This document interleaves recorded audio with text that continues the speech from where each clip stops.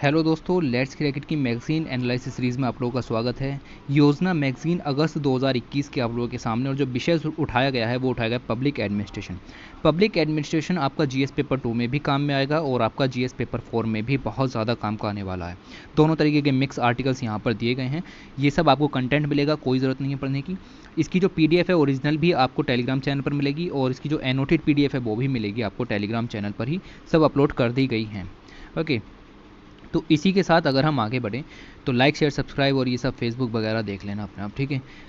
ये आपको cover page के पीछे दिया गया था, और कवर पेज के पीछे आपको बताया गया था सिविल सर्विसेज एग्ज़ाम के बारे में। तो सिविल सर्विसेज एग्ज़ाम के बारे में इन्होंने बताया था कि क्या स्ट्रेटजी होनी चाहिए, कितने बंदे बैठते हैं, इंपॉर्टेंट टिप्स क्या हैं, क्या करें क्या ना करें, स्ट्रेटजी क्या होनी चाहिए ऑप्शनल सब्जेक्ट की, स्ट्रेटजी क्या होनी चाहिए मेन एग्ज़ाम की, ठीक है। तो ये सब पढ़ने का टाइम अभी हमारे पास नहीं है, एग्ज़ाम आने वाला है पीटी का। और अगर आपका पीटी का एग्ज़ाम की तैयारी खास नहीं है तो आप इस मैगज़ीन को भी ना देखें अभी, ठीक है। ये आपकी मेंस के लिए है एग्ज़ाम में मैगज़ीन, तो पीटी के लिए बिल्कुल भी काम की नहीं है, ये सब चीज़ें आप ना देखें। ओके, तो ये आपको मोटिवेशन पेज है एक तरीके से, या फिर आपको स्ट्रेटजी बताने के लिए आपको मिलेगा प्रिपरेशन स्ट्रेटजी किस तरीके से होनी चाहिए। इसको कभी और डिस्कस करेंगे, ठीक है। अभी पहले हम पब्लिक एडमिनिस्ट्रेशन के बारे में देखते हैं क्या क्या चीज़ें दी गई हैं। ओके, तो ये सब चीज़ें आपको मिलेंगी। अगर आप चाहते हैं कि ऐसा कुछ आप जानना चाहते हैं तो आप कमेंट कर सकते हो, मैं अलग से वीडियो भी बना दूँगा। आर्टिकल के शुरू में जो है वो आपका एडिटोरियल दिया जाता है मैगज़ीन के शुरू में, और एडिटोरियल के अंदर से आपको सिर्फ इतना ही पढ़ना था कि पब्लिक एडमिनिस्ट्रेशन आखिर, यहाँ पर बेसिकली क्वेश्चन के रूप में दिया गया है कि जो ह्यूमन है वो एज ए स्पीसीज़ यहाँ पर पैदा हुआ है कि वो सर्वाइव कर सके इंडिपेंडेंटली, तो फिर उनको एडमिनिस्ट्रेशन करने की क्या ज़रूरत है, उनको एडमिनिस्टर करने की क्या ज़रूरत है, क्या ज़रूरत है पब्लिक को एडमिनिस्टर करने की। ओके, तो उससे रिलेटेड जो चीज़ें हैं वो सब आर्टिकल के अंदर हैं। पहले आर्टिकल की तरफ मूव करते हैं बिना टाइम वेस्ट किए। तो पहला जो आर्टिकल आपको मिलेगा वो ये रहा आपका हिस्टोरिकल पर्सपेक्टिव। लीड आर्टिकल है इंडियन ब्यूरोक्रेसी के बारे में। आपको कमेंट करके बताना है कि ये जो टर्म ब्यूरोक्रेसी है ये किसने कॉइन की थी। मैगजीन को ध्यान से देखोगे तो लास्ट तक आपको पता भी लग जाएगा कि किसने की थी। वैसे अगर आपको पता है तो अभी कमेंट करो, ठीक है। उसके बाद ये जो आर्टिकल लीड आर्टिकल है इसके अंदर हम बढ़ते हैं आगे। अब ब्यूरोक्रेसी की यहाँ एक डेफिनेशन दी गई है। तो bureaucracy is the backbone of the administrative machinery of a country which forms the permanent executive branch. Don't ignore this term, permanent executive branch, ठीक है। तो परमानेंट होती है, एग्जीक्यूटिव ब्रांच है। इंडिया जो कि भारत के नाम से जाना जाता है, आपको पता होगा कि बहुत सारी सिविलाइजेशन है, और हर एक सिविलाइजेशन के अंदर आपको हिस्टोरिकल लिटरेचर मिल जाएंगे। आपको हर एक सिविलाइजेशन के अंदर पब्लिक एडमिनिस्ट्रेशन मिल जाएगा।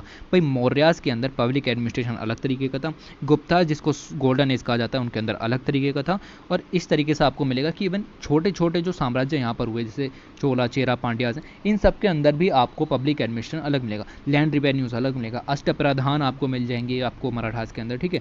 तो हर जगह पर हर एक आपको जगह पर अलग अलग तरीके की ब्यूरोक्रेसी मिलेगी, अलग अलग तरीके का पब्लिक एडमिनिस्ट्रेशन मिलेगा। उसी चीज़ को बताते हुए यहाँ पर historical perspective of Indian bureaucracy ये आर्टिकल यहाँ पर दिया गया है। अब इस आर्टिकल के 4 कंपोनेंट हैं, वो कौन कौन से हैं वो अंदर आर्टिकल में ही देख लेंगे। और यहाँ से आपको पता चलेगा कौटिल्य ने अपनी अर्थशास्त्र भी लिखी है, पूरी पब्लिक एडमिनिस्ट्रेशन के ऊपर मिल जाएगी। ओके, तो ये सब आज का नहीं है बनाया हुआ, ये सब हमारा पुराने तरीके से चल रहा है, तो ब्यूरोक्रेसी कोई नई टर्म नहीं है। उसके बाद अगर हम आगे चलें तो सबसे पहले history of civil services in India की बात कर लेते हैं। ओके, तो यहाँ पर आपको मिलेगा कि the original conception of the civil services can be traced back to the royal charters, यहाँ पर आने शुरू हुए। तो यहाँ पर जो आपकी ईस्ट इंडिया कंपनी थी उसने कहा भाई हमें जो आपका सिविलियन मिलिट्री पर्पज़ के लिए, स्पेशली फॉर ट्रेड के लिए, सिविल एंड मिलिट्री पर्पसेस के लिए आपको यहाँ पर जो ट्रूप्स हैं वो चाहिए। तो रॉयल चार्टर्स के जरिए उनको पावर दे दी गई to raise a cadre of troops, कि आप एक कैडर ऑफ ट्रूप्स यहाँ पर जो है वो रेज कर सकते हो।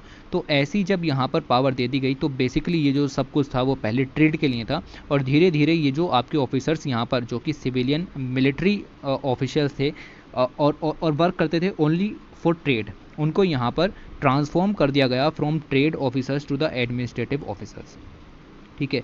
अब ये जितने भी ऑफिसर्स यहाँ पर रेस करने के लिए पावर दी गई थी ये सारे के सारे जो हैं वो यूरोप से ही आते थे। ओके, तो प्रशासन का जो है वो यूरोपीयकरण आपको देखने के लिए मिलेगा शुरू में। जब इन लोगों को ट्रांसफ़र कर दिया गया ट्रेड से एडमिनिस्ट्रेटिव ऑफिसर्स के अंदर, तो इनको यहाँ पर कहा गया द कोवेनेंटेड सिविल सर्वेंट, इनको कहा गया द कोवेनेंटेड सिविल सर्वेंट। एक दूसरे टाइप के भी उभर के आए जिनको यहाँ पर कहा जाता था अनकोवेनेंटेड सिविल सर्वेंट। ये अनकोवेनेंटेड और कोवेनेंटेड में अंतर इतना ही है कि जो कोवेनेंटेड थे ये हायर ऑफिशियल्स थे और बेसिकली अगर आप बात करें तो यूरोप से ही होते थे। दूसरी अगर हम बात करें अनकोवेनेंटेड सिविल सर्वेंट्स की, ये आपके इंडिया से भी हो सकते थे और यूरोप से भी हो सकते थे। अगर आप देखें सबॉर्डिनेट पोस्ट पर होते थे, ये पॉइंट याद रखना कि जो सबॉर्डिनेट लेवल पर हैं, जो निचले लेवल पर हैं, वो आपके अनकोवेनेंटेड यहाँ पर कहे जाते थे। ठीक है, तो ये डिस्टिंक्शन यहाँ पर बनाया गया था। ओके, तो while the former category of the officers जो कि रिक्रूट किए जाते थे इंग्लैंड से, और सबऑर्डिनेट सर्विसेज जो कि बेसिकली कंप्राइज करते थे इंडियन ऑफिसर्स को इन सबऑर्डिनेट पोजीशन, तो द अनकोवेनेंटेड सर्विसेज वाज लेटर, उसको यहाँ पर कहा गया द इंडियन सिविल सर्विस। जिसमें इंडियंस थे उसको इंडियन सिविल सर्विसेज के नाम से जाना गया, जो कि पहले अनकोवेनेंटेड सर्विसेज था। ठीक है, तो ये सब आपको यहाँ पर मिलेगा इस तरीके से। The civil services soon become the proverbial steel frame to maintain the control over the vast British empire. तो इन सब का यूज़ यहाँ पर ब्रिटिश एम्पायर को मेंटेन रखने के लिए यहाँ पर किया जाने लगा। धीरे धीरे अगर हम आगे चलें तो यहाँ पर इंट्रोडक्शन हुआ, कम्पिटिटिव एग्जाम्स यहाँ पर बढ़ने शुरू हुए, ताकि जो आपका प्रिविलेज बेस्ड अपॉइंटमेंट्स थे उनको हटा करके यहाँ पर मेरिट बेस्ड अपॉइंटमेंट्स लाए जा सकें। ओके, तो इसके लिए the commission that was set up for the reform in public services, उसका नाम है मैकॉले कमेटी। और उसके अलावा आपको मिलेगी एक आपकी इज़लिंगटन कमेटी भी बनाई गई, ली कमीशन भी बनाया गया। तो आपसे पूछ सकता है कि ये सारे कमेटी या कमीशन किस चीज़ से एसोसिएटेड हैं, तो ये सारे आपको मिल जाएंगे पब्लिक सर्विसेज रिफॉर्म से रिलेटेड हैं। सजेस्ट इन्होंने यहाँ पर किया कि एक statutory public service commission broad करना चाहिए इन फोर्स। तो एक आपको अच्छे तरीके का जो पब्लिक सर्विस कमीशन है वो लाना चाहिए। ये सब इन कमिटीज़ ने, कमीशंस ने यहाँ पर सुझाव दिया। उसके बाद यहाँ पर जो कॉन्स्टिट्यूशन असेंबली की डिबेट हुई, जब हम आज़ाद हुए और ये सब काम चल रहा था, तो आपका यही सोचा गया कि जो इंडियन सिविल सर्वेंट हैं उनको ऐसा का ऐसे ही ले लिया जाए जो कि आपके ब्रिटिश रूल के हिसाब से, या फिर क्या किया जाए। तो सरदार वल्लभ भाई पटेल जी यहाँ पर उभर के आए और सिविल सर्विसेज इंडिया के अंदर सेटअप करने का जो श्रेय जाता है वो आपको सरदार वल्लभ भाई पटेल जी का ही रोल मिलेगा। आयरन मैन ऑफ इंडिया के नाम से जाना जाता है। आपको मिलेगा कि जब यहाँ पर आपका सिविल सर्विसेज एग्ज़ाम की शुरुआत यहाँ पर कर दी गई। आपको बताना है कि इंडिया में सिविल सर्विसेज की शुरुआत किसने की। ठीक है, तो कौन से यहाँ पर गवर्नर जनरल ने सिविल सर्विसेज की शुरुआत इंडिया के अंदर की, कमेंट में बताना है। 2 क्वेश्चन हो गए, काफ़ी हैं। ओके, तो early Indians in the civil services आपको मिलेंगे कि सबसे पहले जो इंडियंस थे जिन्होंने ICS इंडियन सिविल सर्विसेज का एग्ज़ाम यहाँ पर क्रैक किया, वो थे आपके सत्येंद्र नाथ टैगोर। ओके, तो 1864 में इन्होंने ये एग्ज़ाम यहाँ पर जो है वो क्रैक किया था। It is important to remember that until 1922 post the Montagu Chelmsford report, जब रिफॉर्म्स यहाँ पर आए 1990 में, उसके 1919 के बाद से 1922 में यहाँ पर आपको मिलेगा कि एग्ज़ाम जो हैं सिर्फ लंदन में ही कंडक्ट होते थे, जिसकी वजह से इंडियंस जो हैं वो वहाँ नहीं जा पाते थे, एग्ज़ाम को क्लियर करने में दिक्कत होती थी। ओके, तो आपको मिलेगा कि और भी लोग हैं जिन्होंने यहाँ पर एग्ज़ाम्स को क्रैक किया, जैसे बिहारी लाल गुप्त मिल जाएंगे, रमेश चंद्र दत्त मिल जाएंगे, जो कि आपके president of Indian national Congress भी बने 1899 के अंदर। ओके, उन्होंने बुक भी लिखी the economic history of India. तो ये ऐसे टूट के चीज़ें आपको मिलेंगी। अगर आपको ये चीज़ें फ्लो में ही देखनी है तो आपने ये पॉलिटी, हिस्ट्री वगैरह सब कंप्लीट किया हुआ होगा, नहीं किया है तो भी चलेगा। ठीक है, इतना ज़्यादा डिटेल में चीज़ें नहीं हैं। सुभाष चंद्र बोस जी हैं, उन्होंने भी यहाँ पर सिविल सर्विस का एग्ज़ाम क्रैक किया था, पर उन्होंने उसको ज्वाइन नहीं किया। ये आइडियोलॉजी दिखाता है कि फ्रीडम स्ट्रगल में वो कितने ज़्यादा उलझे हुए थे। ओके, सर बेनेगल नरसिंह राव आपको मिल जाएंगे, एक और पर्सनैलिटी जिन्होंने जो है वो ICS को यहाँ पर क्रैक किया और कॉन्स्टिट्यूशनल एडवाइज़र भी बने। ओके, इंडिया के, जब इंडिया के इंडिपेंडेंट हो गया। और साथ ही आपको मिलेगा ही बिकेम द फर्स्ट जज of the international court of justice from India. India से पहले जज जो कि इंटरनेशनल कोर्ट ऑफ जस्टिस में गए, वो आपको मिल जाएंगे। नाम याद रखिएगा, अच्छा क्वेश्चन है, कुछ नहीं पता UPSC PT में भी पूछ सकता है, क्योंकि इंटरनेशनल मुद्दा यहाँ पर ये बन जाता है। तो ये आपको यहाँ पर याद रखना है बेनेगल नरसिंह राव जी के बारे में। उसके बाद आपको यहाँ पर मिलेगा कि एक और आदमी का नाम आपको याद रखना है, इसका नाम है सुकुमार सेन, और ये इंडिया के पहले चीफ इलेक्शन कमिश्नर थे, और ये बाद में सूडान के पहले चीफ इलेक्शन कमिश्नर भी बने। ठीक है, तो ऐसे हीरोज़ भी यहाँ पर पैदा हुए हैं। उसके बाद आपको मिलेगा कि सिविल सर्विसेज इन इंडिया के अंदर अगर हम देखें तो उसकी सक्सेस के पीछे कुछ कारण हैं। जैसे एक सिविल सर्वेंट है, उसके अंदर इम्पार्शियलिटी होनी चाहिए, इन करप्टेबिलिटी होनी चाहिए, स्पिरिट ऑफ सर्विस आपको देखने के लिए मिलेगी। वो ये सब वर्च्यू होते हैं एक सिविल सर्वेंट के। उसके बाद आपको मिलेगा एस्पिरिट डे कॉर्प्स यहाँ पर मिल जाएगा, सौहार्द की भावना आपको यहाँ पर देखने के लिए मिलेगी। साथ ही जो फ्रेटर्निटी है वो भी आपको देखने के लिए मिलेगी। तो ये सब जो हैं वो आपको बिगेस्ट स्ट्रेंथ मिल जाएंगी ऑफ आवर सिविल सर्विस। ठीक है जी, तो ये सब बातें यहाँ पर की गई हैं। इसके बाद अगर हम आगे बढ़ें तो एक हमने हिस्टोरिकल पर्सपेक्टिव देखा, दूसरा हम कॉन्स्टिट्यूशन एंड सिविल सर्विसेज के बारे में देखते हैं कि कॉन्स्टिट्यूशन के अंदर क्या है। तो ये स्लाइड को तो हम इग्नोर भी कर सकते हो या चलो देख लेते हैं। ठीक है, आर्टिकल 310 है, 311, 312 है, ये सब बताता है कि किस तरीके से जो सिविल सर्विसेज है यूनियन है स्टेट के बीच में चलेंगी। जैसे आर्टिकल 310 यहाँ पर आपका कहता है कि civil servants of the union and all India services are appointed by the president of India, और अगर स्टेट के हैं तो वो गवर्नर के द्वारा बनाए जाएंगे, और ये जो हैं आपके on the pleaser of president and governor, उनके प्लीजर पर ऑफिस को होल्ड करते हैं। सिक्योरिटी बनी रहती है इस वजह से। आर्टिकल 311 यहाँ पर कहता है इनके प्रोसीजर, इनकी कंडीशन ऑफ रिमूवल, किस तरीके से रिमूव किए जा सकते हैं। ओके, रिडक्शन इन रैंक और ये सब ड्यू प्रोसेस ऑफ लॉ, इन सब के बारे में ये सब इंश्योर करने का काम 311 करता है। ओके, उसके बाद आपको मिलेगा कि 312 आर्टिकल है जो कि ऑल इंडिया सिविल सर्विसेज के बारे में, यूपीएससी है, स्टेट पीएससीज हैं, ये सब इसके अंदर कॉन्स्टिट्यूशनल बॉडीज़ के रूप में आ जाते हैं। अप्रैल 21 को यहाँ पर सिविल सर्विसेज डे के रूप में भी मनाया जाता है, और on this day the prime ministers excellence award भी यहाँ पर दिए जाते हैं।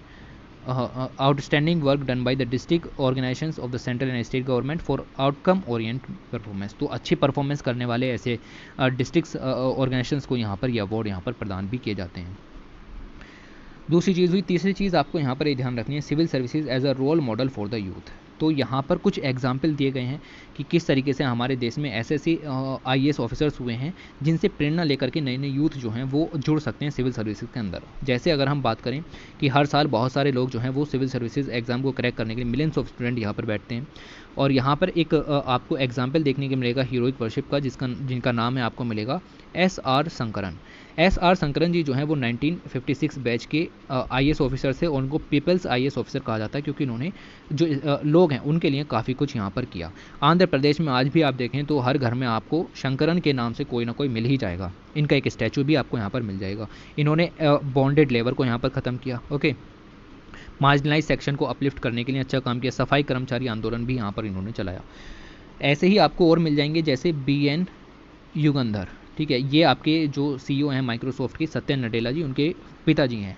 ओके, तो ये भी यहाँ पर इन्होंने मास फॉलोइंग यहाँ पर गैदर की। 2 रुपये पर kg का राइस स्कीम यहाँ पर इन्होंने चलाई। वाटर शेड डेवलपमेंट प्रोजेक्ट यहाँ पर चलाए। ओके, और आपको मिलेगा Lal Bahadur Shastri national academy of administration to mentoring young students, उनको यहाँ पर यंग स्टूडेंट्स जो हैं उनको यहाँ पर ट्रेनिंग वगैरह भी इन्होंने यहाँ पर कराई। ओके, तो ये सारी चीज़ें आपको यहाँ पर मिल जाएंगी। वैसे आपको इतनी सब चीज़ें याद नहीं रहेंगी, ये सब काम है कि आपका प्री निकल जाए, मेंस निकल जाए, तब आप इन सब चीज़ों को यहाँ पर देख सकते हो। जैसे IPS मधुकर शेट्टी जी के बारे में भी यहाँ पर बताया गया है। ओके, तो apart from cracking down several high profile cases भी इन्होंने सोल्व किए हैं in is standard Lokayukta. Shetty जो हैं along with his another IAS officer Harsh Gupta, इन्होंने यहाँ पर बहुत सारे जो ऐसे रिच प्लांटर्स थे जो कि पुअर विलेजर्स की ज़मीन पर कब्जा कर रहे थे, उनको भी यहाँ पर मजा चखाया। तो इस तरीके की चीज़ें आपको यहाँ पर मिल जाएंगी। अगली चीज़ की तरफ चलें तो आपको मिलेंगे challenges and reforms in the civil services. Direct question है, GS पेपर 2, 4 कहीं पर भी आपको देखने के लिए मिल जाएगा। डायरेक्ट क्वेश्चन है, what are the challenges and reforms in the civil services. तो जो दिया गया था उसको पढ़ते हैं। पोस्ट इंडिपेंडेंस इंडिया ने अडोप्ट किया यहाँ पर socialist welfare model of development which increase the scope of government interference. हर जगह पर गवर्नमेंट का इंटरफेरेंस बढ़ने लगा है। जो IAS ऑफिसर अगर कुछ करना चाहते हैं तो नहीं कर पाते, क्योंकि गवर्नमेंट का ऊपर से डंडा है। ओके, तो ये चीज़ आपको यहाँ पर देख करके चलनी है। Some of the fundamental tenets of the good bureaucracy are the political neutrality. एक सिविल सर्वेंट के अंदर पॉलिटिकल न्यूट्रलिटी होनी चाहिए, objectivity in the decision making होनी चाहिए, एम्पैथी होनी चाहिए, और इक्विटी की भावना भी होनी चाहिए। As an officer appointed to the serve to people, आप सिर्फ और सिर्फ लोगों की सेवा के लिए यहाँ पर आए हो। One can not take any political affiliation, आपको यहाँ पर नहीं रखनी, और alignment but do one's work objectively and impartiality, आपको यहाँ पर काम करना है। तो ये तो सिंपल चीज़ें आपको पता हैं, ठीक है, लेकिन फिर भी यहाँ पर दी गई हैं, आप पढ़ाते हैं, ठीक है। Constitutionalism matters because every civil servant, उसको जो कॉन्स्टिट्यूशन की लेटर स्पिरिट्स हैं, उसकी भावनाएं, उन सब का ध्यान रख करके काम करना होता है।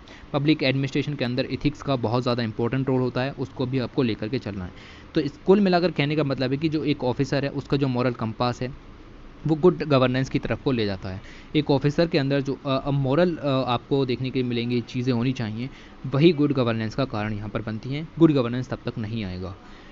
तो यहाँ पर आपको मिलेगा कि जो बहुत सारी कमिटीज़ भी बन चुकी हैं ओवर द ईयर्स, जिन्होंने सजेस्ट किया कि कुछ चेंजेस किए जाएँ, कुछ इंप्रूवमेंट्स किए जाएँ सिविल सर्विस के अंदर, उनके रिक्रूटमेंट से रिलेटेड, मिड करियर ट्रेनिंग से रिलेटेड, कैपेसिटी बिल्डिंग से रिलेटेड, स्पेशलाइजेशन, इफिशिएंसी बढ़ाई जाए, अकाउंटेबिलिटी बढ़ाई जाए। जैसे second administrative reform commission headed by Veerappa Moily, उन्होंने भी यहाँ पर डिस्कस किया, शॉर्ट कमिंग्स एंड सजेस्ट किए कुछ इंप्रूवमेंट की, recruitment performance, result oriented bureaucracy, उसमें कुछ इंप्रूवमेंट यहाँ पर किए जाएँ। ऐसे कुछ कमीशन यहाँ पर बन चुके हैं। ओके, पिछले एक दशक में काफ़ी सारे रिफॉर्म्स यहाँ पर लिए भी गए हैं। B an introduction of lateral entry का, और जैसे यहाँ पर प्रोविज़न जोड़ा गया कि अगर आपके पास यहाँ पर आपने पिछले 10-15 साल बहुत अच्छी ट्रेनिंग प्राइवेट सेक्टर के अंदर ली है, आपका यहाँ पर कहने का मतलब है कि आपको अच्छा खासा एक्सपीरियंस यहाँ पर है, तो आप आइए और सिविल सर्विस को ज्वाइन कर सकते हैं लेटरल एंट्री के थ्रू भी। इसके ऊपर अलग से वीडियो बना चुका हूँ, उसको भी देख लीजिएगा। ओके, तो यहाँ पर आपको मिलेगा कि जो लोग हैं उनको क्या चाहिए, उनको कुछ नहीं चाहिए, उनको बेटर गवर्नेंस चाहिए, अकाउंटेबिलिटी चाहिए फ्रॉम देयर पब्लिक सर्वेंट। तो इसी के लिए यहाँ पर आपका जो RTI एक्ट है यहाँ पर लाया गया, राइट टू इन्फॉर्मेशन 2005, ठीक है, हर तरह की इन्फॉर्मेशन आपको यहाँ पर मिलेगी। दूसरी चीज़ आपको मिलेगी सिटीजन चार्टर, यहाँ पर लॉन्च किया गया सिटीजन चार्टर, जिसके अंदर यहाँ पर ये लिखा हुआ होता है कि हम सिटीजन्स को कौन कौन सी सुविधाएं यहाँ पर प्रोवाइड करते हैं। The citizens charter in India initiated by the department of administrative reforms and public grievances in government of India is to include standards of the service and time limits that the public can reasonably expect, कि हम आपका काम इतने दिनों में कर देंगे, ठीक है। तो ये सारे काम मिलेंगे आपको। ग्रीवियंस रेड्रेसल मैकेनिज्म वहाँ पर मिलेगा, a provision for the independent scrutiny वहाँ पर मिलेगा, involvement of citizen and consumer groups, this include a vision and mission statement to ensure that need and grievances of the users that the citizens are met. तो citizens को उनके ज़रूरत के हिसाब से सारी चीज़ें किस तरीके से अवेलेबल कराई जाएंगी, ये सब आपको सिटीजन चार्टर में मिलेगा। RTI एक्ट अकाउंटेबिलिटी यहाँ पर ट्रांसपेरेंसी बनाए रखता है, ठीक है। लेटरल एंट्री के थ्रू आपने ये सब काम यहाँ पर किए गए हैं पिछले कुछ सालों में।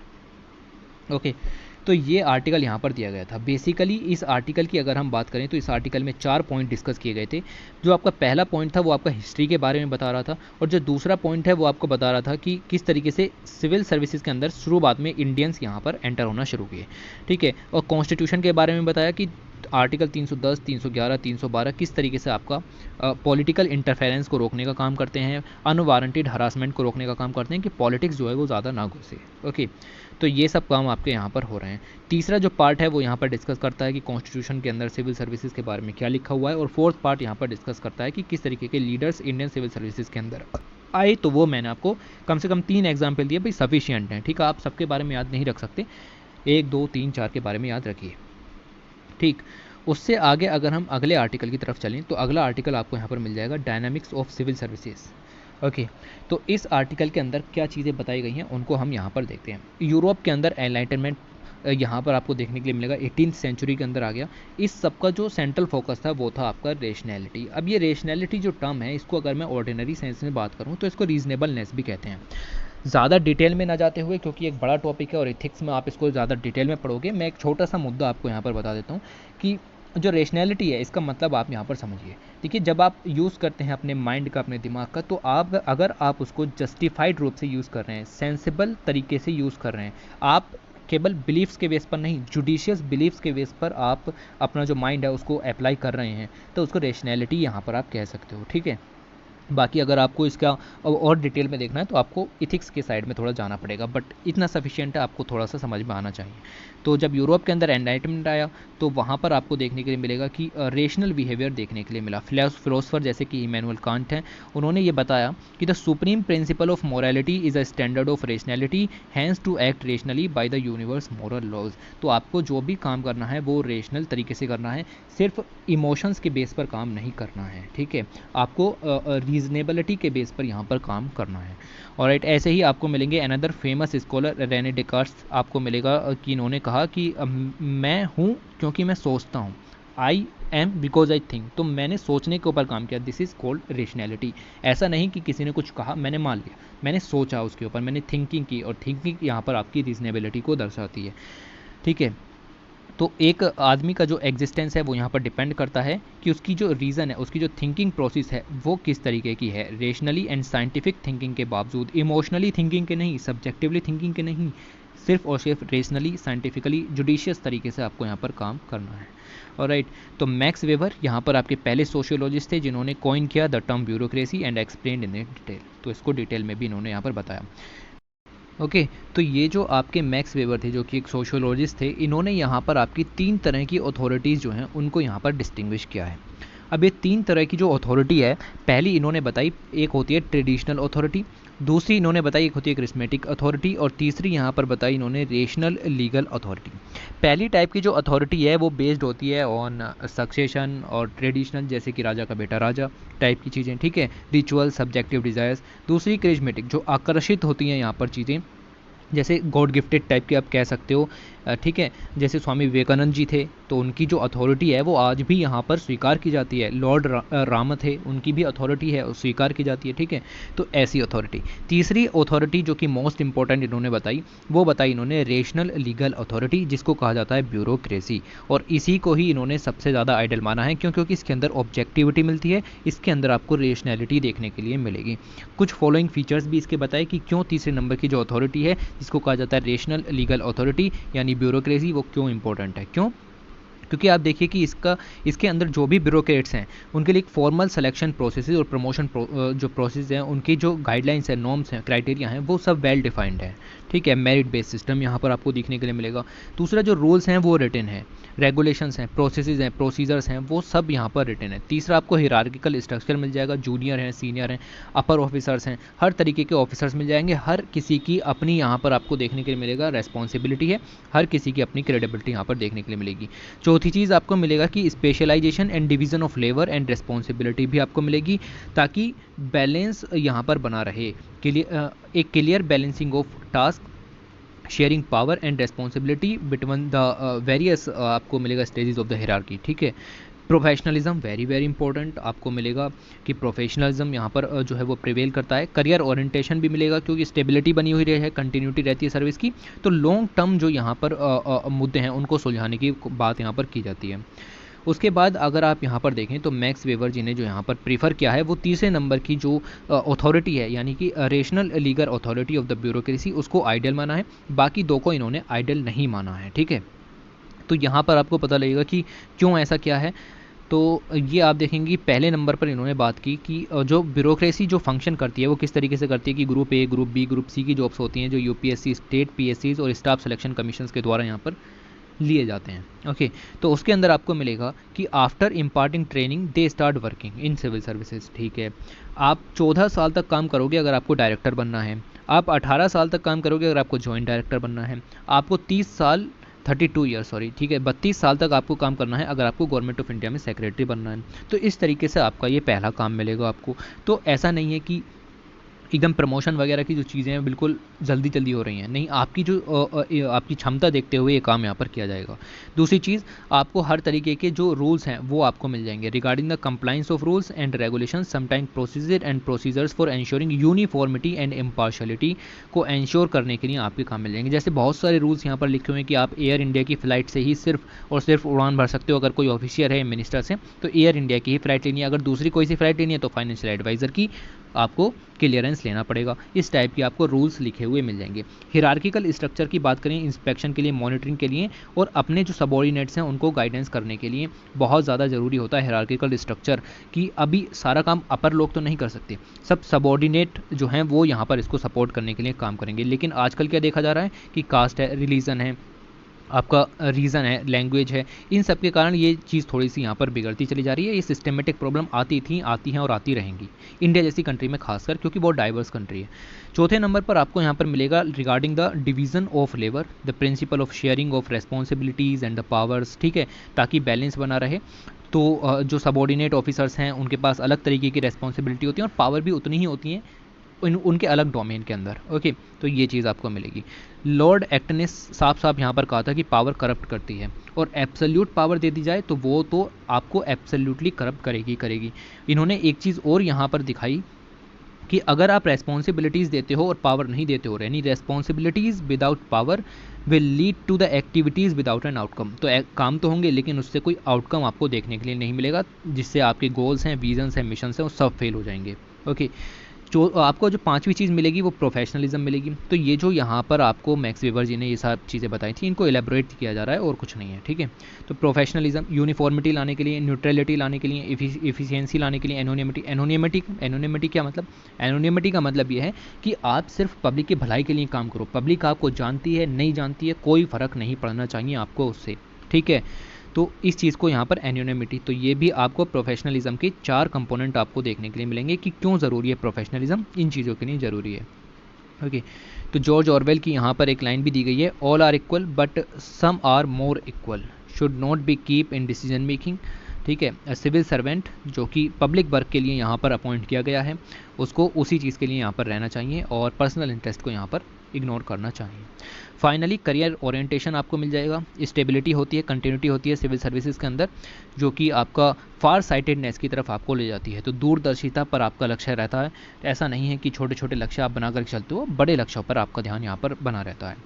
उसके बाद सरदार वल्लभ भाई पटेल जी की बात करें तो कॉन्स्टिट्यूशन असेंबली में जब डिबेट हो रही थी, तब इन्होंने यही सारे पॉइंट जो मैंने आपको पीछे गिनाए, यही सब पॉइंट यहाँ पर कॉन्स्टिट्यूशन असेंबली के अंदर गिनाए, जिसकी वजह से इंडिया के अंदर सिविल सर्विसेज लागू रहा, ठीक है। ये चीज़ आपको मिलेगी। बहुत सारी पैथोलॉजी सिस्टम में मिल जाएंगी। अच्छा, यहाँ पर जो दी गई हैं वो कुछ खास तरीके से नहीं दी गई हैं, ठीक है, बट कुछ हैं जैसे कि रेड टेपिज्म वगैरह, ये तो आपको मिलेगा ही मिलेगा। रेड टेपिज्म है, या फिर आपको ये कह करके भगा दिया जाता है कि अभी नहीं करेंगे, कभी नहीं होगा, ठीक है, इस तरीके की चीज़ें, या फिर बाद में देखेंगे लेकिन कोई टाइम मेंशन नहीं है, डेट मेंशन नहीं कि कब देखेंगे, ओके। कुछ ऐसी चीज़ें हैं जो कि कंसीडर करनी पड़ती हैं अपर अथॉरिटीज़ से, like the ministries, ministry of finance, उन सब से, तो वो काम भी जल्दी से नहीं हो पाते हैं, ठीक है। डिले, बेवजह की देरी डिसीजन मेकिंग प्रोसेस में ये मिलेगा कि आज बहुत वर्क है, ये सब काम नहीं होगा, कुछ वर्क अर्जेंट होते हैं, इंपॉर्टेंट होते हैं, रूटीन होता है कि मिनिस्ट्रीज़ का वर्क पहले होना है, वगैरह वगैरह चीज़ें, ओके। टू बिजी हैं इसीलिए आपका फ़ोन कॉल्स अटेंड नहीं कर सकते वगैरह, ये आपको देखने के लिए मिलेंगी, ओके। और तीसरी चीज़ आपको यहाँ पर मिलेगी कि ट्रांसफ़र इंडस्ट्री बहुत तेज़ी से है। कहने का मतलब ये है कि 3 साल का आपका टेन्यूर होना चाहिए, तब आप यहाँ पर ट्रांसफ़र हो सकते हो, लेकिन ऐसा नहीं है। 1 साल के अंदर भी बहुत सारे सिविल सर्वेंट ऐसे हैं जो कि इधर से उधर ट्रांसफ़र कर दिए जाते हैं, जिसकी वजह से जो उनका फार साइटेडनेस वाला कंसेप्ट आ जाता है, जो कि आपको यहाँ पर मैंने बताया कि करियर ओरिएंटेशन, फार साइटेडनेस, स्टेबिलिटी, वो ख़त्म हो जाती है, ठीक है। तो ये नहीं होना चाहिए, बट ये होता है, ठीक है। वो सब थोड़ा पॉलिटिक्स की तरफ चला जाता है, वरना काफ़ी अच्छा काम यहाँ पर चल रहा है। ये आर्टिकल ख़त्म होता है, इतना ही इंपॉर्टेंट था। सरदार वल्लभ भाई पटेल नेशनल यूनिटी अवार्ड के नाम से एक यहाँ पर पेज दिया गया था। मैं चाहता हूँ आप वीडियो पॉज कर लो, इसको यहाँ पर ही पढ़ लो। नेशनल यूनिटी डे 31 अक्टूबर के दिन ये अवार्ड यहाँ पर दिए जाते हैं, और अवार्ड उसी को दिए जाएंगे जो कि नोटेबल कंट्रीब्यूशन करेगा प्रमोट करने में नेशनल इंटीग्रिटी और यूनिटी। इससे ज़्यादा कुछ नहीं, अपने आप पढ़ लेना, ठीक है। ये सब चीज़ मैं भी पढ़ूंगा ही, ये भी आप पढ़ लो। आगे आर्टिकल की तरफ चलते हैं और बात करते हैं इथिक्स के स्पेशल आर्टिकल, यानी प्रोबिटी इन गवर्नेंस, ओके।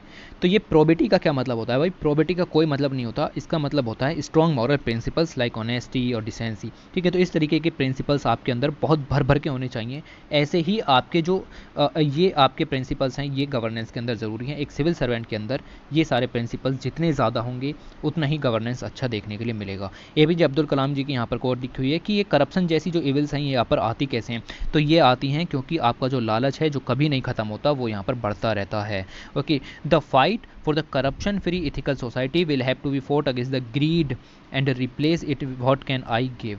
तो आप एक सिविल सर्वेंट के अंदर क्या होना चाहिए कि मैं आपको क्या प्रदान कर सकता हूँ, मैं क्या मदद कर सकता हूँ आपकी, ना कि इस चीज़ की तरफ कि करप्शन किस तरीके से करूँ, ठीक है।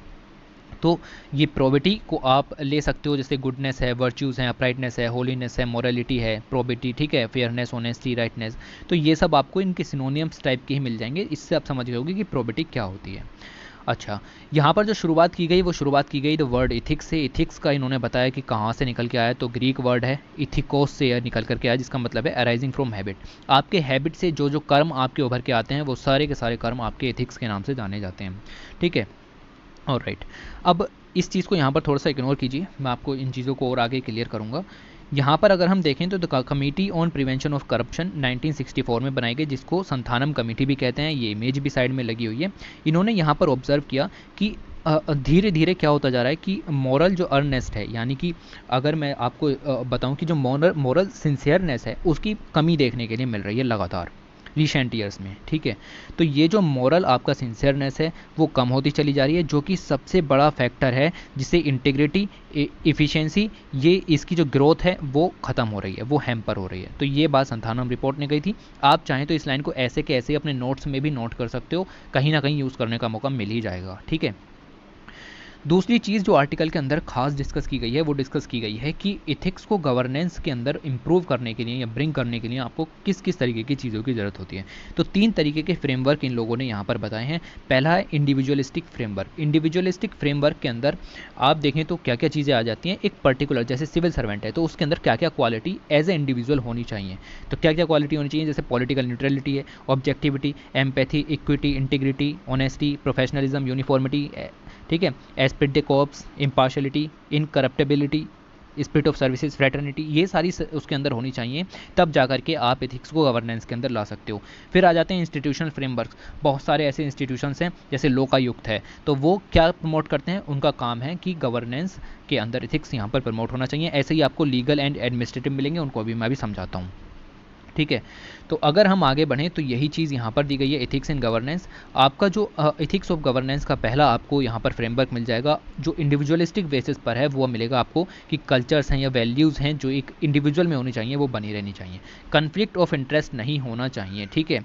ये चीज़ आपको यहाँ पर याद रखनी है कि कन्फ्लिक्ट ऑफ स्टेट किसी भी तरीके का नहीं होना चाहिए। किस तरह के कन्फ्लिक्ट ऑफ इंटरेस्ट की बात की जा रही है, आप पर्सनल गेन के लिए कुर्सी घेरे बैठे हो लेकिन पब्लिक को सपोर्ट नहीं कर रहे हो। दूसरा, एक तरीके से पर्सनल गेन और पब्लिक के इंटरेस्ट के बीच में कन्फ्लिक्ट नहीं होना चाहिए, ऑलराइट।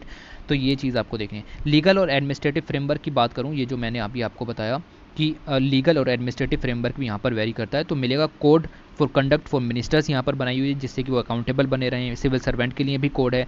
करप्शन एक्ट के लिए अलग से आपका एक्ट है, prevention of corruption act. Right to information है जो कि आपकी ट्रांसपेरेंटी अकाउंटेबिलिटी को बनाए रखने का काम करता है। इंस्टीट्यूशनल फ्रेमवर्क में लोकायुक्त है, सीवीसी है, सीवीआई है, ये मिल जाएंगे। लाइक द ये देखिए कैग का आपको ऑफिस मिल जाएगा, लोकपाल, लोकायुक्त मिल जाएंगे। लॉज में बेनामी ट्रांजैक्शन प्रोहिबिशन एक्ट है, प्रिवेंशन ऑफ करप्शन एक्ट है, राइट टू इन्फॉर्मेशन एक्ट है, आईपीसी है, सीआरपीसी है।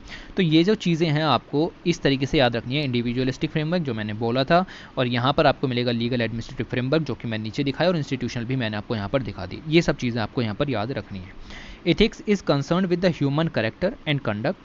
It condemns all type of falsehood. तो ऐसा ही आपको second administrative reform commission in its second report उन्होंने यहाँ पर कहा कि इथिकल बिहेवियर को प्रमोट करने के लिए अगर आप कोई भी फ्रेमवर्क लेकर के आते हो उसके अंदर 4 एलिमेंट होने चाहिए। जैसे कि आप लेकर के आए आपका बेनामी ट्रांजैक्शन प्रोविजन एक्ट, तो उसके अंदर 4 चीज़ें यहाँ पर होनी चाहिए। आपको इथिकल नॉर्म्स और प्रैक्टिसेस कोडिफाई करनी पड़ेंगी। पब्लिक इंटरेस्ट और पर्सनल गेन के बीच कन्फ्लिक्ट ऑफ इंटरेस्ट बिल्कुल नहीं होना चाहिए। अगर है तो उसको डिस्क्लोज करो, ठीक है, उसको डिस्क्लोज करो। अगर पर्सनल इंटरेस्ट है तो उसको डिस्क्लोज करना पड़ेगा। Creating a mechanism for enforcing the relevant codes, and आपको मिलेगा कि जो क्वालिफाइंग है, डिस्क्वालीफाइंग के लिए जो भी नॉर्म्स हैं उनको यहाँ पर प्रोवाइड करना पड़ेगा। A public functionary from the office से अगर किसी पब्लिक फंक्शनरी को आप डिस्क्वालीफाई कर रहे हो तो उसके नॉर्म्स आप प्रोवाइड करोगे उस एक्ट, पर्टिकुलर एक्ट के अंदर। अब ये एक्ट है, इसके अंदर लिखा हुआ होगा कि किसी सिविल सर्वेंट ने अगर इस तरीके से बेनामी ट्रांजैक्शन किया या प्रॉपर्टी का टैक्स किया तो उसकी सर्विस यहाँ पर हटा दी जाएगी या उसको सस्पेंड कर दिया जाएगा, वगैरह वगैरह चीज़ें। अब वो एक्ट के अंदर क्या क्या है उतना डिटेल में नहीं जाना सफिशिएंट है, ठीक है, ये मिलेगा आपको। फिर ये जो चीज़ें मैंने यहाँ पर डिस्कस की ये आपको अलग अलग से भी दिखाई गई हैं कि जैसे कन्फ्लिक्ट ऑफ इंटरेस्ट है वो नहीं होना चाहिए। प्राइवेट पर्पजेज़ के लिए जो काम आप यहाँ पर कर रहे हो, अगर आप कर रहे हो तो उसको तुरंत से मतलब जल्दी से जल्दी आपको यहाँ पर रिवील करना है पब्लिक को। और पब्लिक के जो इंटरेस्ट हैं और आपके जो प्राइवेट पर्पजेज़ हैं उनके बीच में कन्फ्लिक्ट ऑफ इंटरेस्ट किसी भी कीमत पर नहीं होना चाहिए, ठीक है। Conflict of interest is to be avoided in all circumstances and at all time. तो गवर्नमेंट ऑफ इंडिया आप देखेंगे कि दूसरी चीज़ आपको मिलेगी, एक कोड ऑफ कंडक्ट भी होनी चाहिए जो कि हमारे पास है, ठीक है। मिनिस्टर्स के लिए भी है, सिविल सर्वेंट्स के लिए भी है। और आपको मिलेगी ये कोड ऑफ कंडक्ट जो है 1930 में, इसको सिर्फ इस तरीके से यहाँ पर दिया जाता था कि आपको क्या करना है क्या नहीं करना है सिविल सर्वेंट को, इसको कहा जाता था कंडक्ट रूल। धीरे धीरे इसको इलेबोरेट किया गया, रिवाइज किया गया, एनलार्ज किया गया। ठीक है। तो इसको धीरे धीरे यहाँ पर आपका जो संथानम कमेटी बनी उसकी रिकमेंडेशन के बेस पर इसको अलग अलग तरीके से रिवाइज किया गया, एनलार्ज किया गया, और आपके जो कंडक्ट रूल यहाँ पर 1964 के वो यहाँ पर लागू कर दिए गए। इन रूल्स के हिसाब से बहुत सारे चेंजेस किए गए। आपके बेनामी ट्रांजैक्शन है या फिर आप किसी भी तरीके से डोरी को डिमांड नहीं कर सकते, डोरी ले नहीं सकते, आपको सेक्सुअल हरासमेंट प्रोहिबिट करना है एट द आप कह सकते हो जब वुमेन एम्प्लॉयज़ हैं, ठीक है, तो वर्किंग प्लेस पर आपको सेक्सुअल हरासमेंट को प्रोहिबिट करना है। ये सब बहुत सारे एक्ट आपको यहाँ पर मिलेंगे। Prohibition of child labour act, इन सभी के अंदर आपको यहाँ पर जो है वो इनके ऊपर कोड ऑफ कंडक्ट यहाँ पर लागू की गई। ओके, तो कंडक्ट रूल्स यहाँ पर आपके जो बिहेवियर है उसको कंट्रोल करने के लिए लगाए जाते हैं ताकि कन्फ्लिक्ट ऑफ इंटरेस्ट यहाँ पर ना हो और इंटीग्रिटी और एब्सोल्यूट डिवोशन ऑफ ड्यूटी यहाँ पर बना रहे, उसके लिए ये सब काम यहाँ पर किए जाते हैं। ओके, तो अगर हम इससे आगे चलें तो आगे आपको मिल जाएगा कि ऐसा सिर्फ इंडिया में ही नहीं है, आपको ग्लोबल लेवल पर मिल जाएंगे, जैसे कि United Nations convention against corruption है, ठीक है। इसके अंदर आपको मिलेगा कि करप्शन से फाइट करने के लिए क्या क्या करना चाहिए, ठीक है। ये सब रूल्स हैं, पढ़ने की ज़रूरत नहीं है, बना करके भी लिख सकते हो, ठीक है। इंटीग्रिटी, ऑनेस्टी, रेस्पॉन्सिबिलिटी और कुछ नहीं है। दूसरा एक आपको मिलेगी यहाँ पर नोलन कमेटी, NOLAN। ये नोलन कमेटी जो है ये इसको कहा जाता है committee on standards in public life, ठीक है। तो ये जो कमेटी है यूके गवर्नमेंट ने बनाई थी, 1994 में बनी थी, और इंटरनेशनल मुद्दों की बात कर रहे हैं इसलिए यूके की गवर्नमेंट ने कमेटी बनाई थी और इसने अपने 7 प्रिंसिपल्स दिए थे। 7 प्रिंसिपल्स ऑफ पब्लिक लाइफ इन्होंने यहाँ पर बनाए, जिसको नोलन प्रिंसिपल्स यहाँ पर कहा जाता है। इसकी अध्यक्षता की थी लॉर्ड नोलन ने, तो इसीलिए इसका नाम नोलन कमेटी रख दिया गया। सेल्फिशनेस होनी चाहिए, इंटीग्रिटी होनी चाहिए, ऑब्जेक्टिविटी होनी चाहिए, अकाउंटेबिलिटी, ओपननेस, ऑनेस्टी, लीडरशिप। याद भी कर सकते हो, कहीं पर भी लिख देना, काम हो जाएगा। ऐसे ही code of good governance of Spain मिल जाएगी, उसके अंदर इतने सारे पॉइंट यहाँ पर बताए गए कि एक सर्वेंट है तो उसके अंदर क्या क्या काम होने चाहिए। रटने की ज़रूरत नहीं है, बट हाँ इतना काम होता है। इंटरनेशनल एक्सपोजर में मैंने आपको बता दिया कि जेनेवा असेंबली ने अडोप्ट किया United Nations convention against corruption 2003 के अंदर, और आपको मिलेगा कि इसका जो आर्टिकल 8 है वो यहाँ पर रिफ़र करता है कि code of conduct for public officials होनी चाहिए। ऐसी ही आपको मिलेगी नोलन कमेटी, जिसके बारे में मैंने आपको बता दिया। स्पेन की कमेटी के बारे में भी बता दिया, ज़्यादा डिटेल में जाने की ज़रूरत नहीं है। ओके, तो ये सारे काम आपको मिलेंगे इस तरीके से। ऑलराइट, यूनाइटेड किंगडम की अलग है, स्पेन की अलग है, ये सब काम होंगे।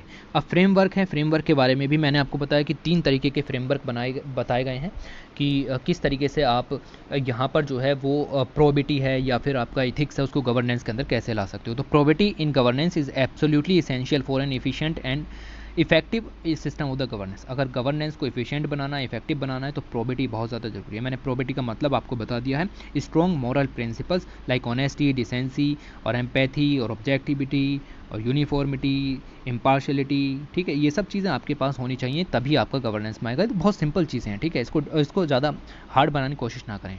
तो इसके ऊपर कंसल्टेशन पेपर भी यहाँ पर 2001 में लागू किया गया था by national commission to review the working of the constitution. इसने प्रोबिटी इन गवर्नेंस नाम का कंसल्टेशन पेपर 2001 में डाला था। इन्होंने कहा था कि many legislative and institutional issues जो यहाँ पर हैं कि उनको सॉर्ट आउट करने के लिए, तो इन्होंने यहाँ पर और जो बेनामी ट्रांजैक्शन प्रोहिबिशन एक्ट है उसके सेक्शन 5 को एनफोर्स करने की बात कही कि उसको एनफोर्स किया जाए।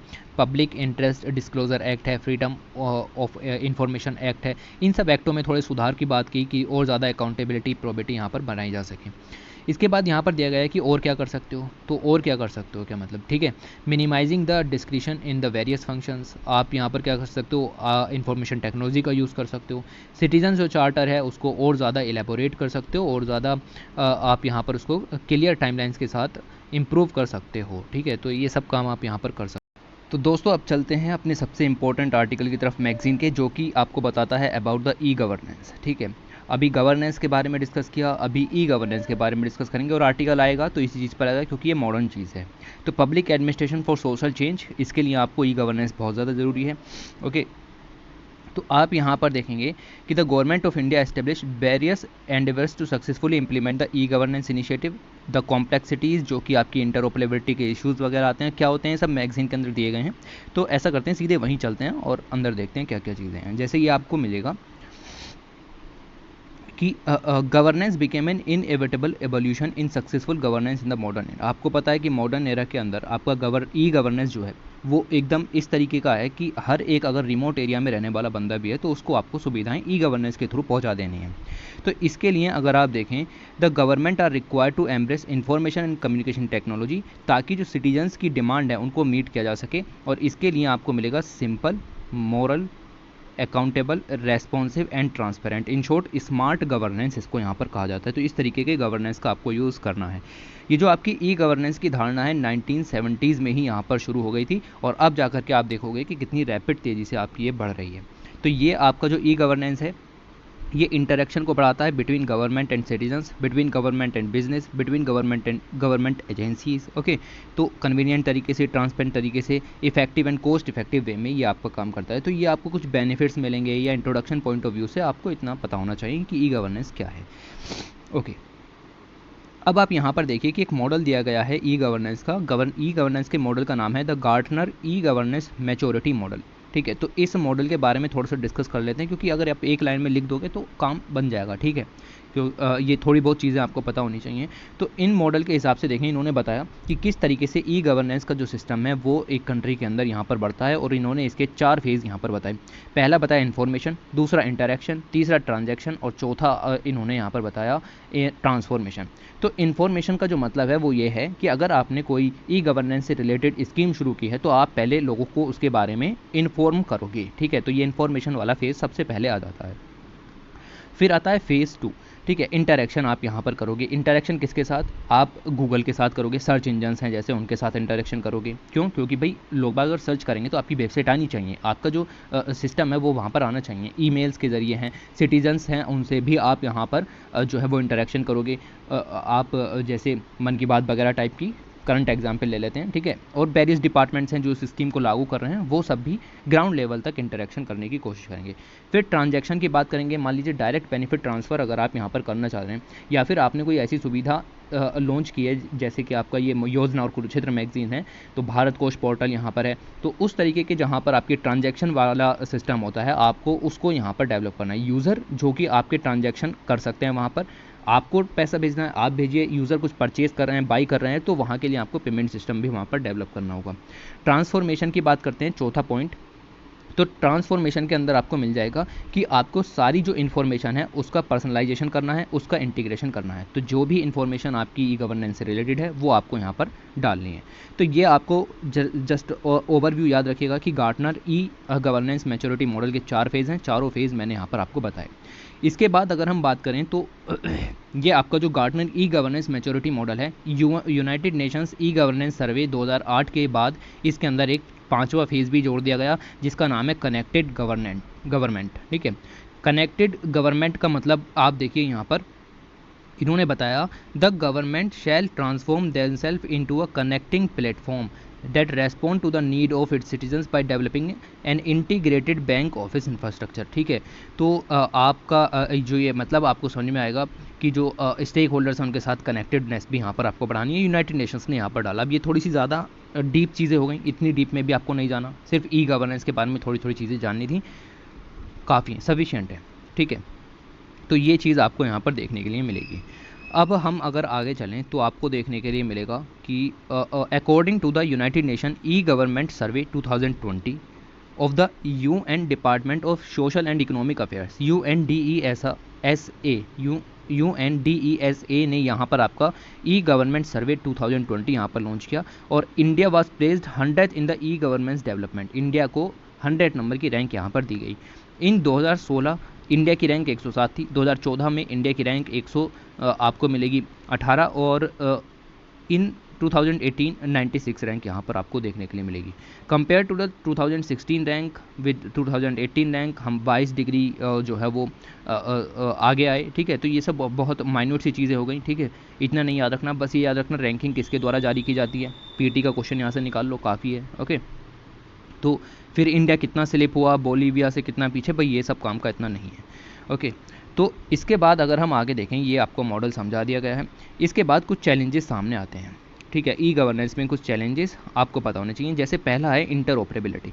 इंटरऑपरेबिलिटी का इशू आप यहाँ पर ऐसे समझ सकते हैं कि एक जैसे कोई एग्जांपल लेते हैं कि एक सर्विसेज है, आपने उसको ऑप्ट आउट कर लिया तो आप दूसरी सर्विस को ऑप्ट आउट नहीं कर पा रहे हैं, ठीक है। ये इंटरऑपरेबिलिटी का इशू इस तरीके से क्रिएट होता है।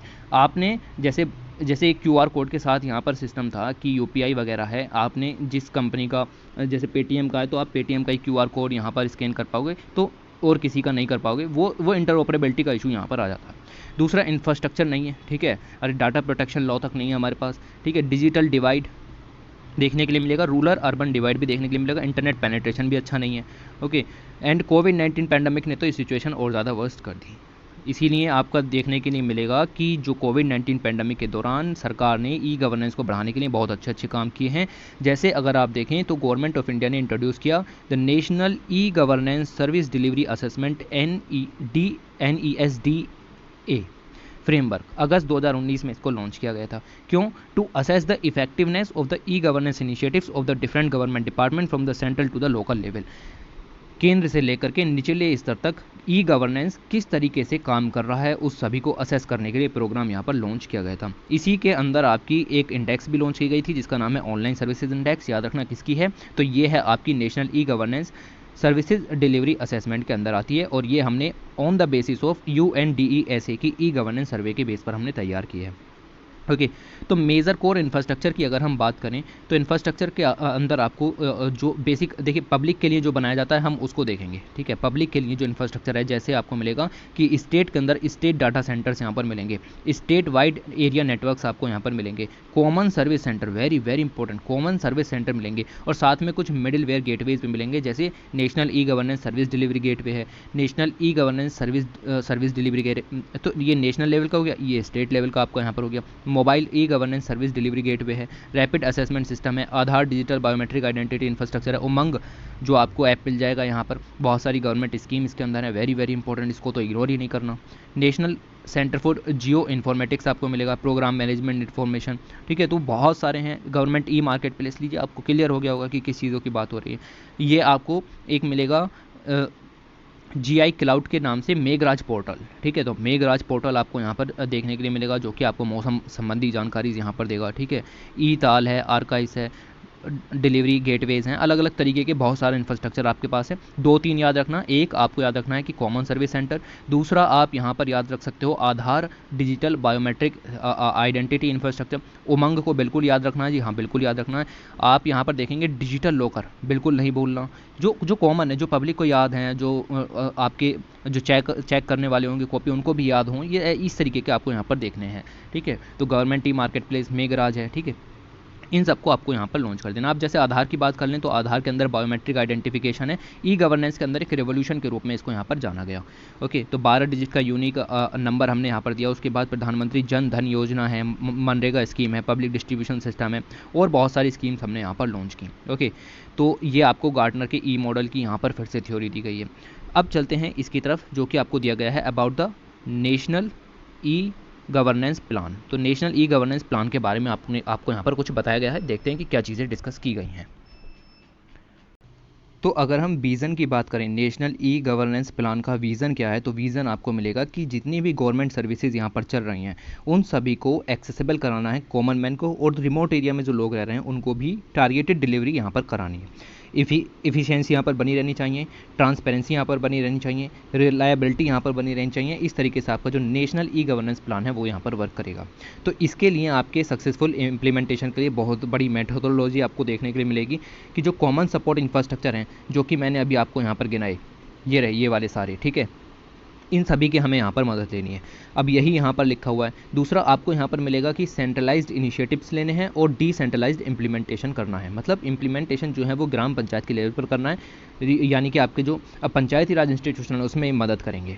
तीसरी चीज़ आपको देखने के लिए मिलेगी कि पब्लिक प्राइवेट पार्टनरशिप बिल्कुल नहीं भूलना, क्योंकि इसी की मदद से जो है आपका काम यहाँ पर हो सकता है। अकेले पब्लिक सेक्टर आप कुछ नहीं कर सकता, ठीक है। तो ये सब चीज़ें आपको देखने के लिए मिलेगी। Integrative element programme approach at the national and state level. तो 2-3 चीज़ें याद रखो, सफिशिएंट हैं, क्योंकि पूरा एस्से इसके ऊपर नहीं आने वाला। आपके पास ई गवर्नेंस का एस्से आएगा तो नेशनल ई गवर्नेंस प्लान का सिर्फ आप नाम लिख पाओगे 250 वर्ड में, इससे ज़्यादा कुछ नहीं लिख पाओगे। और अगर आ भी गया तो ये सब चीज़ें जो बताई अभी, इन सब चीज़ों को यहाँ पर लॉन्च करना, तो उतना पढ़ो जितना काम का।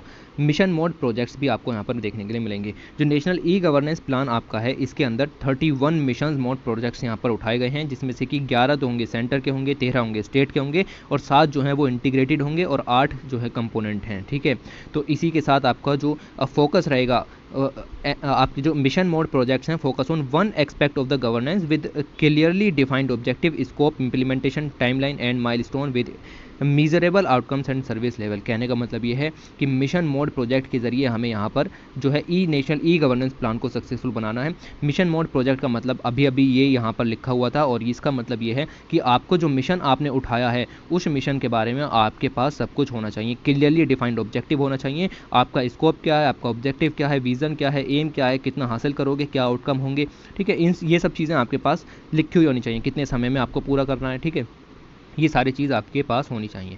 अब इसके अंदर सेंटर के कौन कौन से मिशन मोड प्रोजेक्ट हैं, तो आपको यहाँ पर मिलेगा कि बैंकिंग से रिलेटेड हैं, सेंट्रल एक्साइज कस्टम से रिलेटेड हैं, फॉरेन रजिस्ट्रेशन से रिलेटेड हैं, पेंशन से रिलेटेड है, ई ऑफिस है, यूआईडी है, पोस्ट है, इन सब से। ये इतना डिटेल में नहीं जाना, ठीक है, इतना डिटेल में जाना ही नहीं है। तो आप यहाँ पर स्टेट के भी छोड़िए, इंटीग्रेटेड भी छोड़िए, बस आपको हाँ समझना है कि बड़े बड़े सारे के सारे आपके स्टेट के हो गए, वो सॉरी नेशन के हो गए, छोटे फिर स्टेट के हो गए, फिर आपके इंटीग्रेटेड यहाँ पर आ जाएंगे। ओके, तो इस तरीके से आपको देखना है।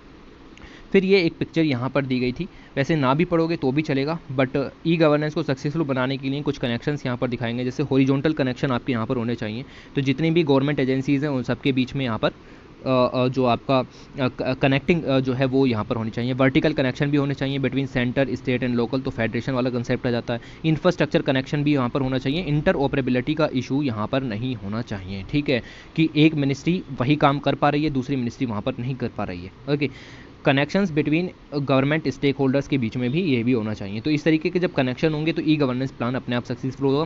देखिए, स्टेक होल्डर्स के अंदर सब आ जाते हैं, सिटीजन से लेकर आपके एनजीओज वगैरह, civil societies, academic institution, industries, private sector, government, ठीक है, ये सब आ जाते हैं, बिजनेस एंटिटीज़, सभी का अपना अपना रोल होता है हर एक चीज़ को सक्सेसफुल बनाने में। इसी वजह से ये सब काम यहाँ पर होने चाहिए। एक इनिशिएटिव मैंने आपको यहाँ पर पढ़ा दिया, डिजिटल और नेशनल ई गवर्नेंस प्लान, और दूसरा अगर हम देखें तो आपको मिलेगा डिजिटल इंडिया इनिशिएटिव, 2015 में लॉन्च किया गया, और डिजिटल इंफ्रास्ट्रक्चर को बढ़ाने के लिए, डिजिटल लिटरेसी को बढ़ाने के लिए, ऑनलाइन सर्विसेज को और ज़्यादा बढ़ाने के लिए डिजिटल इंडिया को यहाँ पर लॉन्च किया गया था। ओके, तो डिजिटल इंफ्रास्ट्रक्चर जो है वो एवरी सिटीजन को यहाँ पर अवेलेबल हो, गवर्नेंस एंड सर्विसेज वो भी अवेलेबल हों, और डिजिटल एम्पावरमेंट भी होना चाहिए सिटीजन्स का, उसके लिए हमने ये काम यहाँ पर किए गए थे। ओके, तो डिजिटल इंडिया एक अम्ब्रेला प्रोग्राम की तरह लॉन्च किया गया था। इसके अंदर अलग अलग मिनिस्ट्रीज़, अलग अलग डिपार्टमेंट जो हैं अपने अपने प्रोग्राम लॉन्च कर रहे थे in the name of digital India only. Okay, तो आपको पता चलेगा तो ओवरऑल कोऑर्डिनेशन जो डिजिटल इंडिया प्रोग्राम का था वो कौन देख रहा था, वो देख रहा है आपका department of electronics and information technology, यानी कि DIETY। ठीक है, तो ये यहाँ पर आपके सारे प्रोग्राम देखता है, और याद रखना इसके 9 पिलर आपको देखने के लिए मिलेंगे। Broadband highways, universal access to mobile connectivity, public internet access programme, e governance reforming government through technology, e Kranti, ठीक है, electronic delivery of services, information for all, electronic manufacturing, IT for jobs and early harvest programme. ये सब चीज़ें आपको याद करनी है, ठीक है, क्योंकि ये मेन चीज़ें हैं। और सबसे खास बात तो ये है कि दिसंबर 2020 की जो कुरुक्षेत्र आई थी ना, वो पूरी की पूरी डिजिटल इंडिया मैगजीन के ऊपर ही थी। तो एक बार मैं देख करके ख़त्म करो ना, ठीक है। अब यही चीज़ सेम वहाँ पर भी पढ़ाई गई थी, और यहाँ पर चलो खैर इतनी ज़्यादा नहीं लिखी हुई है, फिर भी हो जाता है, ठीक है। ये चीज़ आपको यहाँ पर मिलेगी। उसके बाद चलते हैं अपने तीसरे प्रोग्राम की तरफ, जो कि आपको मिलेगा national e governance service delivery assessment, जिसके बारे में मैंने अभी अभी आपको बताया। और ये आपको मिलेगा to promote the participation of various departments and the ministries of the government of India, ठीक है, कि वो ज़्यादा से ज़्यादा जब अपना गवर्नेंस का काम कर रहे हो तो ई गवर्नेंस को वहाँ per day to day functioning में अपनाने का काम करें। सिटीजन्स को यहाँ पर एनकरेज किया जाएगा भाई ई पार्टिसिपेशन करें, एंड बिजनेसेस पॉलिसी मेकर्स को भी यही कहा जाएगा। ओके, और इसकी वजह से हमारे जो United nation sustainable development goals हैं वो भी यहाँ पर पूरे हो सकते हैं, क्योंकि डिजिटल लिटरेसी हम यहाँ पर प्रोवाइड कराने का काम कर रहे हैं, राइट। और उसके कारण आपका जो स्टैंडर्ड ऑफ लिविंग है वो भी इम्प्रूव होगा धीरे धीरे। तो ये सब काम इसके अंदर यहाँ पर आपको देखने के लिए मिलेंगे कि ये सब काम यहाँ पर किए जाएंगे। The parameters of assessing under NESDAR accessibility, ease of use, service delivery, integrated service delivery, content availability, information security, privacy, status requesting, tracking. ये सब काम यहाँ पर चल रहे हैं। आपको अगर आप यहाँ पर याद रखना चाहते हैं कि national e governance service delivery assessment का जो मकसद है वो क्या है, तो सिर्फ इतना आप यहाँ पर याद रख सकते हो कि ये अगस्त 2019 में लॉन्च किया गया था और असेस करेगा the effectiveness of the e governance initiatives of the different government departments from the central to the local level. इतना ही लिख पाओगे आप, किसी भी एग्जाम के अंदर आ गया, इससे ज़्यादा लिखने की ज़रूरत नहीं पड़ेगी, ठीक है। तो सफिशिएंट है, बाकी जो चीज़ें यहाँ पर दी गई हैं गोली मारो इनको। ओके, यहाँ पर क्या दिया गया है, गो डिजिटल गो पेपरलेस सेव ट्रीज। तो यहाँ पर ये बताया गया है कि आपका पेपर जो करेंसी है वो कम छपेगी अगर आप ज़्यादा से ज़्यादा डिजिटल यहाँ पर यूज़ करोगे। तो जैसे उमंग ऐप के ज़रिए आप अपनी सर्विसेज यहाँ पर लॉन्च कर सकते हो, तो आपको हर समय फ़ोटो कॉपीज़ देने की ज़रूरत नहीं है गवर्नमेंट डिपार्टमेंट्स के अंदर। ये इस तरीके से ई गवर्नेंस जो है वो इंडिया के अंदर इवॉल्व हुआ धीरे धीरे। तो ये बहुत ही ज़्यादा इंपॉर्टेंट स्लाइड आपके लिए हो जाती है। 1970 में आपका जो एस्टेब्लिश किया गया department of electronics government of India के द्वारा। फिर 1977 में आपका नेशनल इन्फॉर्मेटिक्स सेंटर यहाँ पर बनाया गया, NICNET the national satellite based computer network यहाँ पर तैयार किया गया। और ऐसे ही आपको मिलेगा कि 1999 के अंदर मिनिस्ट्री ऑफ इंफॉर्मेशन टेक्नोलॉजी यहाँ पर बनाई गई। 2000 में 12 पॉइंट एजेंडा यहाँ पर ई गवर्नेंस को प्रमोट करने के लिए बनाया गया। 2006 में national e governance plan launch किया गया। उसके अंदर 27 मिशन मोड प्रोजेक्ट थे, क्या होते हैं बता दिए हैं, 8 कंपोनेंट भी थे।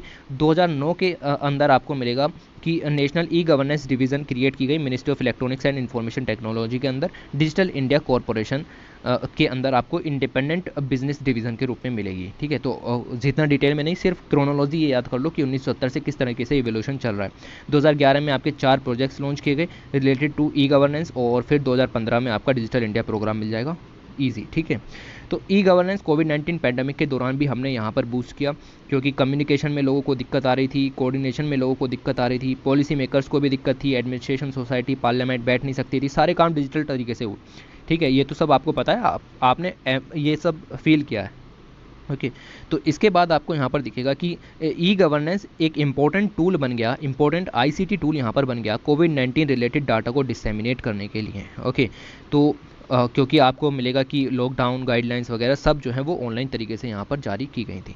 उसके बाद आपको यहाँ पर मिलेगा कि जन धन आधार मोबाइल यानी जैम ट्रिनिटी की अगर हम बात करें डिलीवरी सिस्टम, ये बहुत ही इंपॉर्टेंट वर्टिकल यहाँ पर बन गया कि कैश पेमेंट्स देने हैं या फिर राशन की सप्लाई करनी है, फूड सप्लाई करनी है यहाँ पर, तो ये सब काम आपके ऑनलाइन बाई जन धन आधार मोबाइल के ज़रिए यहाँ पर हो रहे थे, ओके। उसके बाद प्रधानमंत्री गरीब कल्याण योजना भी यहाँ पर शुरू की, और आपने यहाँ पर वो 6,000 रुपये, ठीक है, 6,000 रुपये आपके हर साल 3 इंस्टॉलमेंट पे भेजे जाएंगे, ठीक है। तो इस तरीके की स्कीम्स आपकी यहाँ पर चल रही हैं, तो सब ऑनलाइन ही चल रहा है। 9th इंस्टॉलमेंट अभी उस स्कीम की यहाँ पर भेजी गई है। तो आरोग्य सेतु ऐप यहाँ पर डेवलप किया, कोविन ऐप यहाँ पर डेवलप किया गया, ई गवर्नेंस के ही तो एग्जाम्पल हैं ये सब, ओके। तो कोविड पेशेंट्स का सारा डाटा यहाँ पर मिल जाता है। ई डॉक्टर टेली वीडियो कंसल्टेशन आपको अवेलेबल कराई गई, घर बैठे आप यहाँ पर दूर के डॉक्टर से यहाँ पर सलाह ले सकते हो, कितने हॉस्पिटल्स के बेड हैं, कितना सब कुछ चल रहा है, ये सब यहाँ पर डिस्कस किया गया था। और ये ज़्यादा छोटी चीज़ हो जाएगी, इतना डिटेल में नहीं जाना, ठीक है, ओके। और अगर हम आगे देखें तो ये भी सब स्किप करना है, ये बहुत माइन्यूट सी चीज़ें यहाँ पर हो जाती हैं। ये चैलेंजेस भी मैंने आपको बताए, और भी चैलेंजेस यहाँ पर दिए गए हैं, वे फॉरवर्ड भी दिया गया है। The scope of e governance project expanded an unexpected speed during the कोविड-19। तो कोविड-19 के दौरान तो चैलेंजेस हैं, उनको सॉर्ट आउट करने का हमें अच्छा मौका मिला, और हमने यहाँ पर काफ़ी अच्छे काम भी देखने के लिए मिले। In post covid scenario the government is required to develop effective e governance. अब हम और क्या कर सकते हैं, ठीक है। तो अभी ऐसी कुछ जगह हैं जहाँ पर इंटरऑपरेबिलिटी का इशू आता है।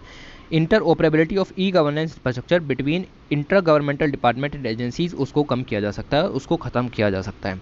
दूसरा क्या काम किया जा सकता है कि डेवलप कर सकते हो inclusive e governance structure to make sure that there is no one left out. तो वही है कि आपको सभी को लेकर के चलना है, सबका साथ सबका विकास मोटो है। तो उसके बाद आपको मिलेगा कि लेजिस्लेटिंग इफेक्टिव डाटा प्रोटेक्शन लॉ, जिसके बारे में अभी बताया, और एडमिनिस्ट्रेटिव रेगुलेशंस भी यहाँ पर लानी चाहिए। तो डाटा प्रोटेक्शन लॉ जो पेंडिंग पड़ा हुआ है, उसके ऊपर कंट्रोवर्सी हर 2-4 दिन में द हिंदू में आर्टिकल आते हैं। Enhancing data security levels, data leakage misuse जैसे पेगासस वायरस का इशूज़ भी यहाँ पर आ जाता है।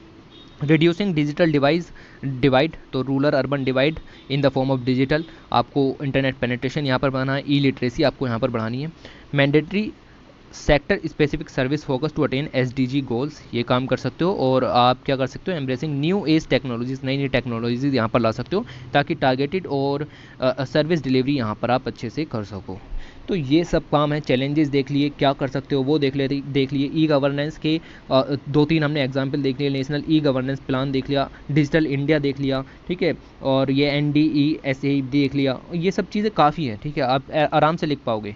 ये यहाँ पर आप 1000 वर्ड तक का ऐसे लिख पाओगे इसके ज़रिए। ओके, तो ये सब काम है। उसके बाद 2 इमेज और दी गई थी, जैसे ई चालान यहाँ पर लॉन्च किए हैं, तो इसमें भी पेपर की यहाँ पर बचत होगी। पेपर की बचत होने से पेड़ की बचत यहाँ पर होगी और हम डिजिटल इंडिया की तरफ बढ़ावा करेंगे। ओके, तो ये चीज़ आपको इंस्टेंट चालान यहाँ पर आपको मिल जाते हैं। फिर हमने ई कोड्स की भी बात की है कि बड़ी बड़ी जो मोटी मोटी फाइलें हैं वो कोड्स के अंदर ना जाएं, जिससे आपका पेपर बचेगा, डिजिटल होंगे, और ई कोड्स का यहाँ पर व्यवधान किया जाना चाहिए। तो आप देखेंगे useful mobile app for the members of the police, advocates, litigants, police, government agencies, उनके लिए एक अच्छा सा मोबाइल ऐप बनाया जा सकता है जिसके ऊपर उनके केस की सारी स्टेटस यहाँ पर अपलोड होता रहेगा। ओके, तो ये आप ई कोड सर्विसेज ऐप जो है वो ऐसे तैयार किया जा सकता है। उसके बाद अगर हम आगे चलें तो आगे आपको मिलेगा वर्ल्ड व्यू के नाम से IFS के बारे में। ये यहाँ पर जो बात हो रही है, ये बात हो रही है इंडियन फॉरेन सर्विसेज की, ठीक है, इंडियन फॉरेन सर्विसेज की द कंटिन्यूइंग सैलियंस। तो यहाँ से जो क्वेश्चन निकलने के चांसेस हैं वैसे तो कम है, आपसे पूछे कम जा सकता है, लेकिन फिर भी हम यहाँ पर इसको देखेंगे कि जो इंडियन फॉरेन सर्विसेज है उसका रोल क्या है, ठीक है, इतना हम यहाँ पर देखने की कोशिश करेंगे कि उसका रोल क्या है और उसने कोविड-19 के समय में किस तरीके से यहाँ पर अच्छा काम किया, उसको भी हम यहाँ पर देखने की कोशिश कर लेंगे अब जब आ ही गए तो, ठीक है। तो आप यहाँ पर देखें कि क्या क्या चीज़ें लिखी हुई हैं। तो यहाँ चलते हैं, ये रहा आपका। बाई 1843 ब्रिटिश पावरफुल थे, ठीक है जी, उनके पास पर पंजाब बचा हुआ था, पूरे इंडिया पर उन्होंने कब्जा कर रखा था, पंजाब यहाँ पर लेफ्ट था। ईस्ट इंडिया कंपनी अपने पूरे पावर पर थी, चार्टर एक्ट के थ्रू उनको बहुत सारी पावर्स यहाँ पर मिल चुकी थी। The Britishers found it necessary to restructure the foreign department for the better management. अब उनको यहाँ पर अपने जो अपना जो मैनेजमेंट है उसको सुधारने के लिए लोगों की ज़रूरत पड़ी। उसने यहाँ पर आपकी डिमांड की कि भाई हमें जो एडमिनिस्ट्रेटिव रिफॉर्म लाने हैं, जो foreign, home, finance and military से रिलेटेड जो 4 डिपार्टमेंट है वो यहाँ पर क्रिएट करने हो, उस सब के लिए जो आपका गवर्नर जनरल था एलन बरो, उसने यहाँ पर डिमांड की कि भाई हमें जो है वो नए नए आपके कह सकते हैं कि ऑफिसर्स यहाँ पर चाहिए जो कि हमारे इन अफेयर्स को संभाल सकें। तो foreign, home, finance and military, इन सब तरीके के डिपार्टमेंट यहाँ पर बनाए गए। ओके, 1946 की बात करते हैं, इंडिपेंडेंस हम होने ही वाले थे। और उसके बाद आपको मिलेगा कि there was a need for a different name and a different structure for a newly formed country. नई कंट्री बनी है, नया स्ट्रक्चर चाहिए था, और उसके के साथ मिलेगा आपको इंडियन फॉरेन सर्विसेज क्रिएट किया गया for Indian diplomats, counsellor and commercial representative overseas. कहने का मतलब ये है कि आपका इंडियन फॉरेन सर्विसेज यहाँ पर क्रिएट किया गया जो कि बाहर के देशों में जाकर के हमारे जो है वो संबंध अच्छे करेगा दूसरे देशों के साथ। ये काम इसका यहाँ पर था। The IFS most competitive civil services in the world and also one of the most exclusive has carved a niche for itself in diplomatic sphere globally। तो आपके जितने भी ग्लोबल लेवल पर डिप्लोमेटिक टाइज यहाँ पर होते हैं उन सभी में आप देखोगे कि इंडियन फॉरेन सर्विसेज का अच्छा खासा रोल यहाँ पर रहता है। हमारे जो एक्सटर्नल रिलेशंस हैं विद UN और अलग अलग कंट्रीज़, उनके साथ भी हमारे जो मेंटेन है फ्रेंडली रिलेशंस, उनको यहाँ पर मेंटेन करने का काम ही करते हैं। इंडिया के जो नेशनल इंटरेस्ट हैं उनको यहाँ पर प्रोटेक्ट करने का काम करते हैं। इंपॉर्टेंट इन्फॉर्मेशन एब्रोड की वो सभी यहाँ पर स्टोर की जाती है बाय द IFS, और आपको मिलेगा कि नेशन को रिपोर्टिंग भी की जाती है बाय द IFS, ठीक है। तो ये आपको मिलेगा, ये इंपॉर्टेंट विंग है गवर्नमेंट की जो कि रेस्पॉन्सिबल है, इंडिया को रिप्रेजेंट करती है एब्रॉड अलग अलग फोरम्स के अंदर, अलग अलग मीटिंग्स के अंदर, ठीक है। तो उन सभी के अंदर आपकी ये सब काम यहाँ पर होते हैं। फॉरेन सर्विसेज ऑफिसर जो हैं कंस्टिट्यूट करते हैं the backbone of the wing and aim to promote peace and prosperity while advancing the nation's interest with other countries. तो पीस और प्रोस्पेरिटी भी बनाए रखनी है और दूसरी कंट्रीज़ के साथ हमको यहाँ पर टाइज भी करने हैं। ओके, तो ये सब काम के साथ आपको देखने के लिए मिलेगा कि इस तरीके की चीज़ें हमारे सामने चल रही हैं। ओके, तो ये चीज़ आपको मिलेगी। In an increasingly globalised world एक तरीके से ग्लोबलाइज ही यहाँ पर हो रहा है पूरी दुनिया, अब बाउंड्रीज धीरे धीरे खत्म हो रही हैं, लेकिन अभी दोबारा से बननी भी शुरू हो गई हैं। तो ये सब जो आपका फॉरेन सर्विसेज है ये काफ़ी ज़्यादा रेलेवेंट है। Resultantly India's diplomatic corps under the Indian foreign services have acted an effective catalyst in India's transformation in the global power. तो ग्लोबल पावर के रूप में इंडिया का ट्रांसफॉर्मेशन हो, इसके लिए जो इंडियन सर्विसेज ऑफिसर्स हैं वो अच्छी खासी मदद हमारी यहाँ पर कर सकते हैं। ये आपका 9 अक्टूबर 1946 को इंडियन फॉरेस्ट सर्विसेज यहाँ पर बनाया गया था। 74 साल होने वाले हैं और हमने अच्छी खासी ग्रोथ अपनी देखी है, क्योंकि दुनिया के साथ हमारे जो टाइज़ हैं वो यहाँ पर काफ़ी अच्छे हुए हैं। करंटली हमारे जो लगभग 850 ऑफिसर्स यहाँ पर 193 कंट्रीज़ में लगे हुए हैं और इंडिया की जो ग्लोरी है उसको यहाँ पर बढ़ा रहे हैं। डील कर रहे हैं बायलैटरल पॉलिटिकल इकोनॉमिक कोऑपरेशन से, ट्रेड इन्वेस्टमेंट प्रमोशन से, कल्चरल इंटरेक्शन है, प्रेस है, media licence as well as whole host of the multilateral issues में भी वो यहाँ पर इंडिया की तरफ से पार्टिसिपेट करते हैं। जैसे आपको मिलेगा कि बहुत जगह पर रिप्रेजेंट करते हैं इंडिया को इन embassies, high commissions, consulates, permanent missions to the multilateral organisations like UN में भी आपको मिलेगा। इंडिया के नेशनल इंटरेस्ट को यहाँ पर सिक्योर करने का काम करते हैं। साथ ही आप देखेंगे कि फ्रेंडली रिलेशन प्रमोट करते हैं, और तो और हमारे जो लोग हैं जो बाहर रह रहे हैं एनआरआई, पीआईओज, उन सभी की जो दिक्कतें हैं उनको भी यहाँ पर सॉर्ट आउट करने का काम ये लोग यहाँ पर करते हैं। तो ये सब आपको मिलेगा रोल ऑफ आईएफएस। इतना सा स्लाइड पढ़ के ना, इतना सा ये 250 वर्ड आराम से लिखे जा सकते हैं, ठीक है। तो पहले थोड़ा सा इंट्रोडक्शन लिखो, कब बना, ये रही स्लाइड, और फिर आपको लिखना है कि इनका क्या रोल है। बात खत्म हो गई, ठीक है। ये चीज़ आपको यहाँ पर देखनी है। To note some recent achievement of the IFS, Indian foreign services की रिसेंट अचीवमेंट्स को अगर हम यहाँ पर देखें तो हम यहाँ पर इलेक्टेड हुए हैं यूनाइटेड नेशन सिक्योरिटी काउंसिल के लिए 2021-22 में with one of the largest positive votes हमें यहाँ पर मिले हैं। तो ये एक सक्सेस है आईएफएस की इन द रिसेंट ईयर्स। दूसरी सक्सेस आपको मिलेगी, एक वंदे भारत मिशन यहाँ पर लॉन्च किया गया, ठीक है। तो जो आपका वंदे भारत मिशन है help standard Indians abroad and carried out an enormous evacuation operation यहाँ पर था कोविड-19 के वजह से, जो यहाँ पर आपको दिखा ये सब, ठीक है। तो ये हमने यहाँ पर लॉन्च किया, इसमें भी आईएफएस की अलग भूमिका रही। The IFS officers and the team have been working relentlessly with other government agencies and the private sector also to provide medicine and कोविड-19 protective equipment for more than 150 countries by overcoming daunting logistic challenges.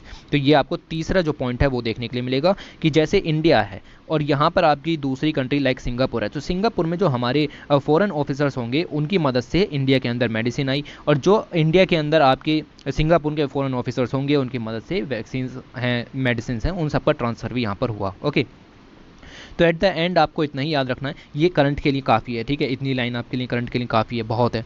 And effective foreign services, जो कि बहुत ही ज़्यादा important है India के interest को बचाने के लिए, क्योंकि जो डेवलप्ड नेशन है, और ठीक है, even the most developed nation, उनके पास भी इस तरीके के फॉरेन ऑफिसर्स होते हैं, तो इंडिया के पास भी यहाँ पर हैं, कोई इसमें बड़ी बात नहीं है। No nation can remain isolate, कोई भी नेशन आइसोलेट नहीं रह सकता दूसरी कंट्रीज़ के साथ। आपको अलग अलग तरीके के economic, cultural, social, diplomatic, educational and other relations रखने ही पड़ते हैं, और इसमें जो आपकी इंडियन सिविल सर्विसेज है उसकी खासी भूमिका रही है। कैसी भूमिका रही है, तो ये जो आपको यहाँ पर गिनाई ये भूमिका ही है, ठीक है। इस स्लाइड को याद रखना, बाकी कुछ याद रखो मत रखो। फिर आपको यहाँ पर मिलेगा अबाउट द चोराई कनरन। तो ये फर्स्ट डिप्यूटी कलेक्टर थे इंडिया के। तो चोराई कनरन, कभी कभी नाम पूछ लिया जाता है कि कौन थे ये। तो ये आपको मिलेगा कि पहले डिप्यूटी कलेक्टर थे इंडिया के अंदर, और ये सबसे हाईएस्ट पोस्ट हुआ करती थी जब आपका अर्ली 90s के अंदर, ठीक है। तो 1812 की यहाँ पर बात हो रही है। तो उस समय इंडिया में इतनी बड़ी पोस्ट किसी को नहीं मिलती थी, किसी इंडियन को ऐसी पोस्ट नहीं मिलती थी। तो आपकी इनको यहाँ पर डिप्यूटी कलेक्टर की पोस्ट यहाँ पर मिली, और ये काफ़ी अच्छी बात नज़र आई। तो इस स्लाइड में कैसे कुछ खास नहीं है हमारे एग्ज़ाम के लिए, ओके, बट यहाँ पर देख लेते हैं कि क्या लाइनें लिखी हुई हैं। With the passing of the government of India act 1919, जब यहाँ पर पास हुआ by the parliament of the United Kingdom, the Indian civil services under the general oversight of the secretary of state of India were split into the two arms. एक को बना दिया गया द ऑल इंडिया सर्विसेज, और दूसरे को बना दिया गया सेंट्रल सर्विसेज।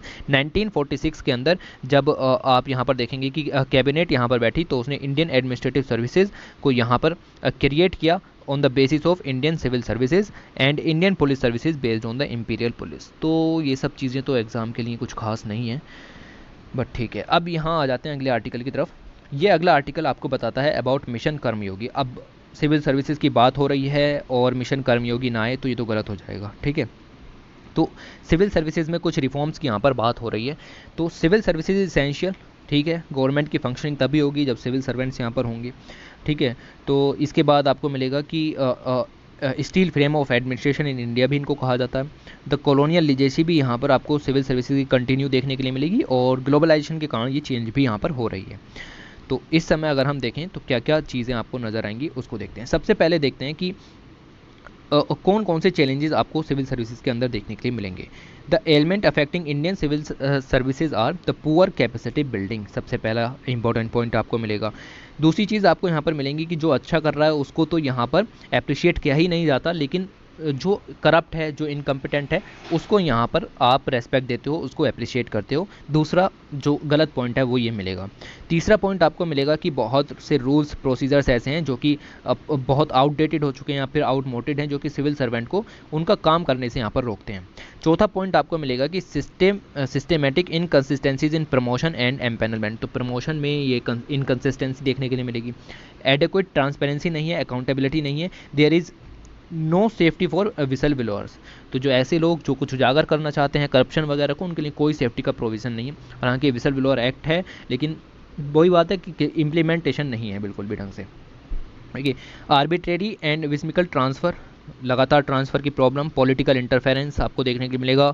एडमिनिस्ट्रेटिव एक्विसेंस देखने के लिए मिलेगी। Dominance of few elite services in the promotion, work allowance and assignments, ये सब आपको बहुत सारी स्ट्रक्चरल प्रॉब्लम्स यहाँ देखने के लिए मिलेंगी।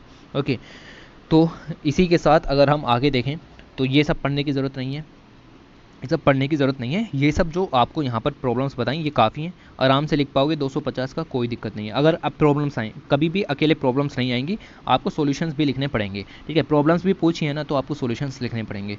तो इसी के साथ अगर हम आगे देखें तो रिसेंट रिफॉर्म्स इन सब प्रॉब्लम्स को सॉर्ट आउट करने के लिए, कैपेसिटी बिल्डिंग वगैरह को बढ़ाने के लिए ये किए गए थे आपके मिशन कर्मयोगी के नाम से, ठीक है। तो मिशन कर्मयोगी के नाम से आपके ये सब जो रिफॉर्म है वो यहाँ पर किए गए थे। ओके, तो हालांकि हम इसको यहाँ पर पढ़ने नहीं वाले हैं मिशन कर्मयोगी को, क्यों? क्योंकि ये मैं यहाँ पर आपको पढ़ा चुका हूँ पहले ही, ठीक है। ये जब वो समय था जब हम यूट्यूब पर नए नए आए थे, और ये मिशन कर्मयोगी पिछले साल ही लॉन्च हुआ है, ठीक है, पिछले साल ही लॉन्च हुआ है, शायद अगस्त या सितंबर में लॉन्च हुआ था, तो 1 साल लगभग इसको होने वाला है। तो इस वजह से आप इसको यहाँ पर देख लीजिएगा, सेम चीज़ें हैं, कोई उसमें किसी भी तरीके की दिक्कत आपको नहीं होगी। ये सारी जो इमेजेस यहाँ पर लगी हुई हैं, ये सब इमेजेस मैंने वहाँ पर पढ़ के बताई हैं, 13 मिनट की वीडियो है, इसको आप ज़रूर से देख लीजिएगा।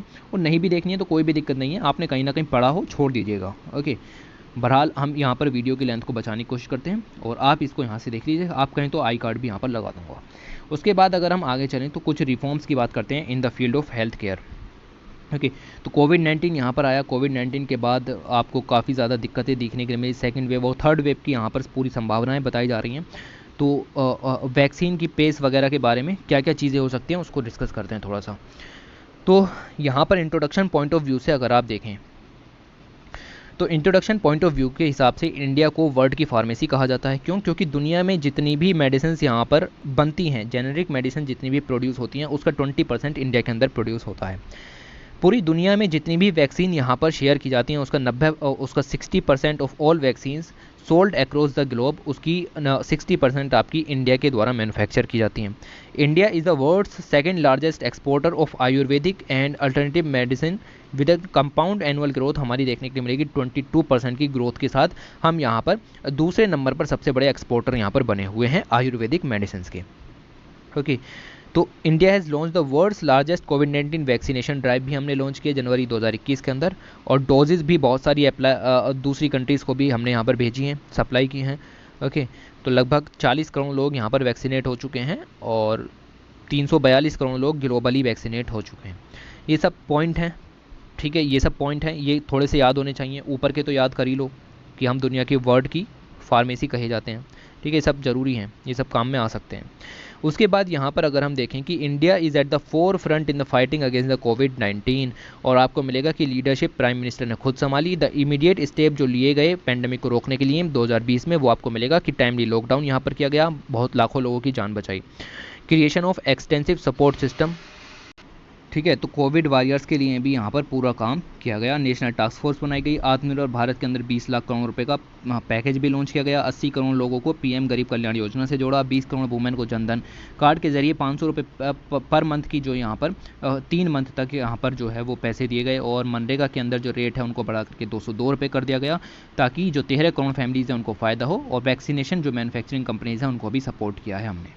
ओके, तो इसके बाद आपको मिलेगा कि एक नेशनल डिजिटल हेल्थ मिशन भी लॉन्च किया था।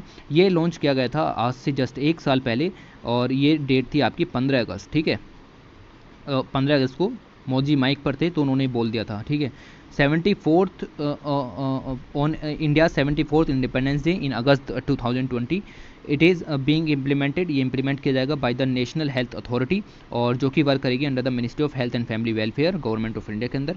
प्लान क्या है? प्लान ये है कि डिजिटल हेल्थ इकोसिस्टम क्रिएट करना है फॉर इंडिया, फीचरिंग एक हेल्थ आईडी यहाँ पर प्रोवाइड की जाएगी, पर्सनल हेल्थ रिकॉर्ड्स रखे जाएंगे, डिजी डॉक्टर आपके पास होगा, और आपका जो है हेल्थ फैसिलिटी रजिस्ट्री, ई फार्मेसी बनाई जाएगी, टेली मेडिसिन सर्विसेज आपको अवेलेबल कराई जाएंगी इसके अंदर आपके। ओके, तो नेशनल डिजिटल हेल्थ मिशन आपका सिंक किया जाएगा विद द आयुष्मान भारत योजना, जो कि एक स्कीम है पीएम की, 2018 में लॉन्च की गई थी। The recommendation by the national health policy 2017 के द्वारा ये आपकी लॉन्च की गई थी, और इसका जो मिशन था, विजन था, वो आपको मिलेगा universal health coverage. 50 crore beneficiaries इसके अंदर है। 5 लाख रुपए पर फैमिली पर पर्सन आपको यहाँ पर जो इंश्योरेंस मिल जाता है। दुनिया का सबसे बड़ा हेल्थ केयर प्रोग्राम यहाँ पर इसको कहा जा रहा है। ओके, तो ये सब पॉइंट है। ठीक है, ये सब कोविड-19 के दौरान काम किए गए, और ये सब डिजिटल हेल्थ मिशन के बारे में ये आपको मिलेगा। ओके, उसके बाद अगर आप यहाँ पर देखें तो नया फेज़ यहाँ पर हेल्थ केयर सेक्टर का शुरू हो रहा है, और हमें इसके अंदर जो है वो ई गवर्नेंस को लेकर के आना है। दूसरी तरफ इंडिया ने यहाँ पर पास किया है the national commission for allied and health care professional bill 2020, और इसको लॉन्च किया गया मार्च 2021 के अंदर। ओके, तो बिल के अंदर अगर आप देखें, through the bill, a central commission with the provision of 10 separate councils will regulate 56 highly skilled professional in the healthcare industry। ये काम इस बिल के अंदर किया जाएगा कि एक सेंट्रल कमीशन यहाँ पर होगा, जो कि आपका उसके अंदर 10 सेपरेट काउंसिल होंगी, और 10 सेपरेट काउंसिल जो हैं वो 56 हाईली स्किल्ड प्रोफेशनल को रेगुलेट करने का काम यहाँ पर करेंगी। और बिल के अंदर आपको मिलेगा कि overall standard of health care उसको इम्प्रूव करना, उसको प्रोटेक्ट करना, उसको एनहेंस करने का काम इसके अंदर होगा।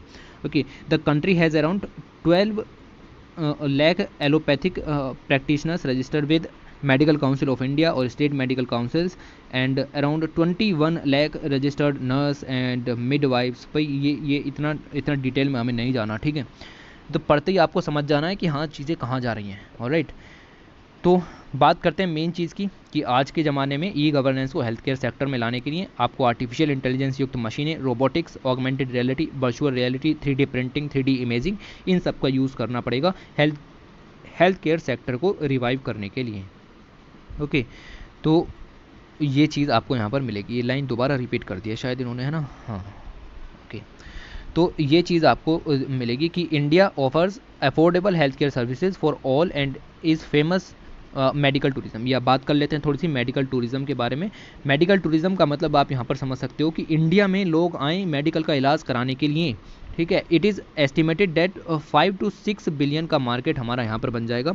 5 to 6 बिलियन USD डॉलर का मार्केट हमारा यहाँ पर बनेगा। और आप देखेंगे कि एनुअली जो है वो लगभग 5 लाख पेशेंट जो हैं वो आते हैं इंडिया के अंदर मेडिकल टूरिज्म को बढ़ावा देने के लिए। Chennai city of Tamil Nadu famous है multi and super speciality hospitals के लिए। वहाँ पर इस तरीके की सुविधाएं आपको यहाँ पर मिल जाएंगी। ओके, अच्छे आपको फाइनेंस डॉक्टर्स मिलेंगे, बेस्ट हेल्थ केयर फैसिलिटीज़ मिल जाएंगी, मेडिकल वीज़ाज़ अवेलेबल कराना पड़ेगा मेडिकल टूरिज्म को प्रमोट करने के लिए, financial saving with lowest waiting time. आपको ऐसा नहीं है कि आप 10 दिन का टाइम दे रहे हो कि 10 दिन बाद आना। The Indian government has launch a single window portal in 2017 to promote the medical wellness and tourism in the country. तो मेडिकल एंड वेलनेस टूरिज्म को बढ़ावा देने के लिए ये काम हमने यहाँ पर करना है। इसके लिए 2017 में एक स्पेशल विंडो भी खोली गई थी। अगर आपको इंडिया में आकर के इलाज करवाना है तो आप आइए, एकदम तुरंत आपको अपॉइंटमेंट दिया जाएगा, तुरंत पहले आपका ही इलाज होगा, और ये सब काम आपको यहाँ पर मिलेगा। ओके, तो world class health care facilities and vaccination drive के साथ हमने बहुत अच्छा किया है। देखो यार, ये सब जो ज़्यादा हो जाता है, बट ठीक है जो बोल रहे हैं। अब बात करते हैं यूनिवर्सल हेल्थ कवरेज की, कोविड-19 एक्सपीरियंस की कि कैसा रहा भाई। ये तो आप फील कर चुके हो, सब ने फील किया है, हमने भी फील किया है, इसको पढ़ने की ज़रूरत नहीं है, आर्टिकल को यहीं पर ही स्किप मार दो, ठीक है। कितने को वैक्सीन लगा दी, कितनी वैक्सीन भेजी, पिछले 5 महीनों से पढ़ रहे हैं, अभी भूल जाओ इस चीज़ को। बात करते हैं आगे रूरल एडमिनिस्ट्रेशन की और बात करते हैं कैच द रेन प्रोग्राम की। कैच द रेन प्रोग्राम के बारे में ज़्यादा डिटेल में डिस्कस नहीं करेंगे, बट मैं आपको इसका एक ओवरव्यू यहाँ पर देने की कोशिश करता हूँ।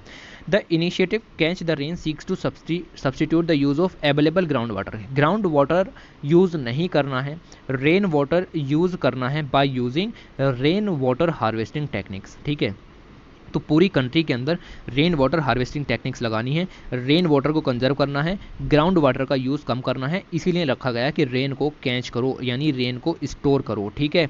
तो इसीलिए ये आपको टैगलाइन मिलेगी, catch the rain where it falls when it falls. जब गिरे, जहाँ गिरे वहीं पर ही इसको हमें कैच कर लेना है, ताकि जो आपका रेन वाटर हार्वेस्टिंग स्ट्रक्चर है उसको मजबूती प्रदान की जा सके, ग्राउंड वाटर को बचाया जा सके, क्योंकि ज़मीन खाली हो चुकी है नीचे से, ओके।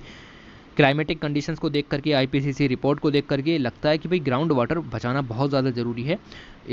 इसी वजह से आपको मिलेगा कि कैच द रेन तरीके के जो प्रोग्राम्स हैं वो पहले ही लॉन्च कर दिए गए हैं। The campaign will include drives to make check dams यहाँ पर बनाए जाएंगे, वाटर हार्वेस्टिंग पिट्स बनाए जाएंगे, रूफ टॉप आपके रेन वाटर हार्वेस्टिंग सिस्टम बनाए जाएंगे, ठीक है। While removing encroachment and desilting tanks to increase their storage capacity. Storage capacity भी बढ़ाई जाएगी। जो एग्जिस्टिंग रेन वाटर सिस्टम है उनके अंदर सिल्टेशन यहाँ पर अगर हो गया है तो उस सिल्ट को यहाँ पर निकालने के लिए डीसैलिनेशन प्लांट्स भी यहाँ पर लगाए जाएंगे, ओके।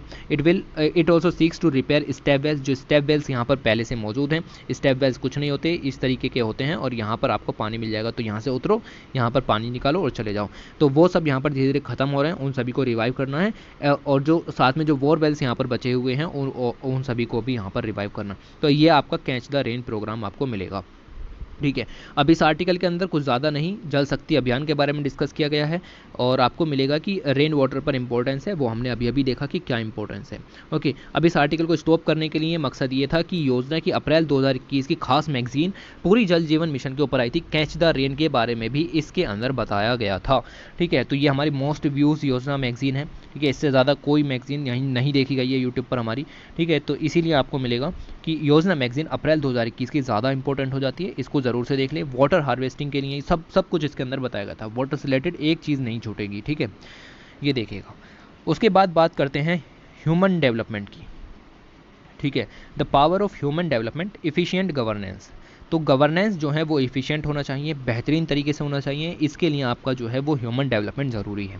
तो the human resource of a nation is a core pillar, जिससे कि फ्यूचर डिपेंड करता है कि आने वाली जनरी कैसी होगी, आने वाला फ्यूचर कैसा होगा। Its optimal performance creates better social outcomes आपको मिलेंगे, हायर स्टैंडर्ड्स ऑफ लिविंग मिलेंगे, better quality of life, equitable and inclusive access of resources, low chance of inter social hostility, societal hostilities, ये सब चीज़ें थोड़ी सी कम हो जाएंगी, कुछ चीज़ें यहाँ पर बढ़ेंगी। क्या क्या होगा ह्यूमन डेवलपमेंट के जरिए, उसको यहाँ पर देखते हैं कि क्या चीज़ें डिस्कस की गई हैं। तो आप देखेंगे कि economically and efficient human capital leads to the greater prosperity, higher innovation. देखिए ह्यूमन कैपिटल होता क्या है, पहले आप उसको समझिए। आदमी के अंदर कुछ करने की क्षमता है, आदमी के पास कुछ ऐसी पावर है, आदमी के पास कुछ स्किल है, उसकी उस स्किल को यूज़ करना, उसको ह्यूमन कैपिटल कहते हैं। जब आप उसको यूज़ करोगे तो उस पर्टिकुलर आदमी का जो लिविंग ऑफ स्टैंडर्ड है वो तो इम्प्रूव होगा ही होगा, साथ ही जिसको उसके बेनिफिट मिलेंगे उसका भी लिविंग ऑफ स्टैंडर्ड, उसकी भी आपकी यहाँ पर देखोगे तो जीवन प्रत्याशा, सब कुछ यहाँ पर उभर करके आएगा। ग्रेटर प्रोस्पेरिटी मिलेगी, higher innovation and value addition economy के अंदर हो जाता है इसके ज़रिए। तो हर एक सोसाइटी के हर एक जो आपका फैक्टर है उस सभी को यहाँ पर बेनिफिट देखने के लिए मिलेगा। सोशल बेनिफिट भी होंगे, इकोनॉमिकल बेनिफिट भी, दोनों तरह के बेनिफिट होंगे अगर हम ह्यूमन कैपिटल का एफिशिएंट तरीके से यूज़ कर लेते हैं तो, ठीक है। तो ये चीज़ आपको यहाँ पर याद रखनी है। तो प्राइम मिनिस्टर का मंत्र है मिनिमम गवर्नमेंट मैक्सिमम गवर्नेंस, मतलब गवर्नमेंट का इंटरफेरेंस कम हो और गवर्नेंस ज़्यादा हो, इस चीज़ को देखते हुए रेड टेपिज्म को रिड्यूस करना है, ब्यूरोक्रेटिक इनएफिशिएंसीज उनको ख़त्म करना है, ओवरवीमिंग रोल्स उनको रिड्यूस करना है, and presence of the government, जहाँ पर गवर्नमेंट की ज़रूरत नहीं है वहाँ पर गवर्नमेंट को नहीं बढ़ाना, और जहाँ पर गवर्नमेंट की ज़रूरत है वहाँ पर भी उसको कम करना है, गवर्नेंस को बढ़ाना है ज़्यादा से ज़्यादा, ओके। ऑलराइट, उसके बाद यहाँ पर अगर हम चलें तो ever since assuming power 7 year ago, जब मोदी जी यहाँ पर पावर के ऊपर आए 2014 के अंदर, तभी से ही इंडिया को ट्रांसफॉर्म करने का यहाँ पर उन्होंने सपना उठा लिया था और ये सब चीज़ें यहाँ पर लिखी हुई हैं, ठीक है। और उनकी need expectations to rising the global economic power, India को ग्लोबल इकोनॉमिक पावर बनाने के ऊपर यहाँ पर बात हो रही है। उसके लिए आप यहाँ पर देखेंगे कि इन्होंने अनाउंस किया formation of national recruitment agency, NRA बनाने का यहाँ पर इनका सपना था, उसको यहाँ पर इन्होंने बनाया। जितनी भी गवर्नमेंट एग्जाम्स हैं उनके रिक्रूटमेंट के लिए आपका NRA यहाँ पर गठित किया जाएगा। In the same context PM ने अपने सपने को पूरा करने के लिए यहाँ पर asserted किया in the parliament that the government had no business to be in business and stressed upon the need for the reduction of bureaucratic procedure where none are required. तो इन्होंने यहाँ पर यह भी कहा कि हम भैया गवर्नमेंट का जो इंटरफेरेंस है हर जगह नहीं चाहते, बिजनेस में गवर्नमेंट का इंटरफेरेंस नहीं चाहते, बिजनेस हमारा काम नहीं है, हमारा काम है जो ब्यूरोक्रेटिक हर्डल्स हैं उनको ख़त्म करने का, और वही हम यहाँ पर करेंगे। तो इसको कहते हुए इन्होंने ये बात कही, the major marker of the government presence in the country is the stand own enterprises. और इसी के चलते आपको दिखेगा कि पब्लिक सेक्टर एंटरप्राइजेज के अंदर भी ये जो प्राइवेटाइजेशन है उसको करने वाले हैं। क्यों? क्योंकि इन्होंने कहा है कि हम करेंगे minimum government and maximum governance, यानी कि हम बिजनेस करने नहीं आए, यानी कि पब्लिक सेक्टर एंटरप्राइजेज हमारा हिस्सा नहीं हो सकती, हम इनका सबको प्राइवेटाइज कर देंगे। ओके, ये सब कहने का इनका मकसद यहाँ पर आपको मिलेगा। राइट, तो इस तरीके से आप देखें तो नेशनल रिक्रूटमेंट एजेंसी के बारे में भी यहाँ पर दिया गया है कि currently the government job seeker appears for multiple examination में आपको यहाँ पर अपेयर होना पड़ता है, और आपको अलग अलग फीस देनी पड़ती है, आपको ट्रैवल करना पड़ता है, उन सब का खर्चा यहाँ पर आपका बचेगा। NRA ये सब चीज़ों को रिमूव कर देगा एंड कॉमन एडमिशन टेस्ट आपके लिए होगा हर एक गवर्नमेंट जॉब के लिए, और ओनली ऑन Tier 1 लेवल पर। ठीक है, जैसे बहुत सारे एग्जाम हैं जिनमें पहला लेवल होता है, फिर दूसरा लेवल होता है, तो हर एग्ज़ाम का जो पहला लेवल होगा, बैंक का एग्ज़ाम है, SSC का एग्ज़ाम है, इन सब एग्ज़ाम्स का जो पहला लेवल होगा उस सब पर आपको सिर्फ एक ही एग्ज़ाम देना है, दिस इज कॉल्ड CET। उसके बाद जब आप पास कर लोगे तो आपको अलग अलग एग्ज़ाम देने पड़ेंगे। ओके, तो ये बर्डन यहाँ पर आपका कम हो जाएगा। इस तरीके से आपको ये चीज़ याद रखनी है। ऑलराइट, तो अगर हम देखें इसी की वजह से प्राइवेटाइजेशन और डिसइन्वेस्टमेंट यहाँ पर चला, जो कि हम ऊपर बात कर रहे थे, ताकि जो गवर्नमेंट है उसका पार्टिसिपेशन यहाँ पर कम हो, गवर्नमेंट की जो मेजॉरिटी शेयर होल्डिंग है वो यहाँ पर कम हो, और प्राइवेट सेक्टर का पार्टिसिपेशन यहाँ पर बढ़े। क्यों? क्योंकि सरकार को बिजनेस नहीं करना। ठीक है, ये सब कहने की बात यहाँ पर कही गई है। द गवर्नमेंट्स एम्बिशन टारगेट और disinvestment and impressive result in achieving them in the past bodies as well past boards as well both for the government and the citizens is that it is not only reduce government's cost arising out of the administrative function, monetary leakages, transparent system and accountability in public bodies। तो यही सब मिलेगा आपको कि जो सरकार ने यहाँ पर बातें की हैं कि मिनिमम गवर्नमेंट और मैक्सिमम गवर्नेंस की, ये सब चीज़ें यहाँ पर चल रही हैं। उसके बाद गवर्नेंस को बढ़ाने के लिए, गवर्नेंस को यहाँ पर बढ़ाने के लिए आपका और क्या क्या काम किया गया है, तो हमने यहाँ पर पहले से ही देख लिया। ये सब चीज़ें फिर से यहाँ पर दी गई हैं कि माई गवर्नमेंट पोर्टल है, डिजी लॉकर है, उद्यमी पोर्टल है, ई-वीज़ा है, इनकम टैक्स रिटर्न है, या फिर उमंग पोर्टल है, ये सब यहाँ पर लॉन्च किए गए। ये सब काम हमने यहाँ पर पहले ही देख लिए हैं। NRA डेवलप किया गया तो वो हमने यहाँ पर पहले देख लिया। UPSC के लिए कुछ खास नहीं, इसीलिए इग्नोर मारते हैं यहाँ पर। ओके, तो इसी के साथ आर्टिकल को ख़त्म करते हैं, सफिशिएंट है, ज़्यादा डिस्कशन ज़रूरी नहीं है। ओके, उसके बाद आपको यहाँ पर मिलेगा एक वॉर ऑफ इंडिपेंडेंस, आज़ादी का अमृत महोत्सव हम यहाँ पर मना रहे हैं। तो आज़ादी के अमृत महोत्सव में आपको रिवेलियंस ऑफ पलयाकर्स के बारे में यहाँ पर बताया गया है। अब आप सोच रहे होंगे कि ये कौन से रिवेलियंस आ गए, हमने तो पढ़े ही नहीं। भाई ये रिवेलियंस आपने पढ़े हैं, तो ये आपने पढ़े कहाँ हैं? देखिए, ये जब 1857 की क्रांति होने वाली थी, उससे पहले जो छोटे छोटे विद्रोह अलग अलग इलाके में हो रहे थे इंडिया के, तब ये सब रेवेलेंस यहाँ पर उभर के आए। अब इससे रिलेटेड 2 पेज दिए गए थे, लेकिन मैं चाहता हूँ कि मैं आपको इसको अलग से ही समझा दूंगा, कोई बड़ी बात नहीं है। ठीक है, तो अब आप इस चीज़ को यहाँ पर ध्यान रखिए कि ये जो विद्रोह हैं, ये आप पलयक्का रागल या फिर पलयाक्कर जो नाम का ये विद्रोह है आपका, इसको दूसरी भाषा में पॉलीगर भी कहा जाता है। ठीक है, तो पॉलीगर विद्रोह कहिए या फिर आप इसको ये कहिए पलक यागर। ठीक है, तो ये थोड़ी सी ऐसे ही है प्रोनाउंसिएशन वगैरह में, इसलिए पॉलीगर इसको हम रिवोल्ट के नाम से यहाँ पर जानेंगे, पॉलीगर विद्रोह। अब आपको समझ में आ गया होगा कि पॉलीगर विद्रोह तो हमने यहाँ पर पढ़ा है हिस्ट्री के अंदर। तो पॉलीगर विद्रोह 2 पॉइंट आपको यहाँ पर सबसे पहले याद रखने हैं कि ये 1795 में शुरू हुआ और 1805 के अंदर ये विद्रोह यहाँ पर ख़त्म हो गया। दूसरा पॉइंट आपको याद रखना है कि यह आखिर भारत के कौन से हिस्से में हुआ, तो ये हुआ आपका साउथ इंडिया के ऊपर।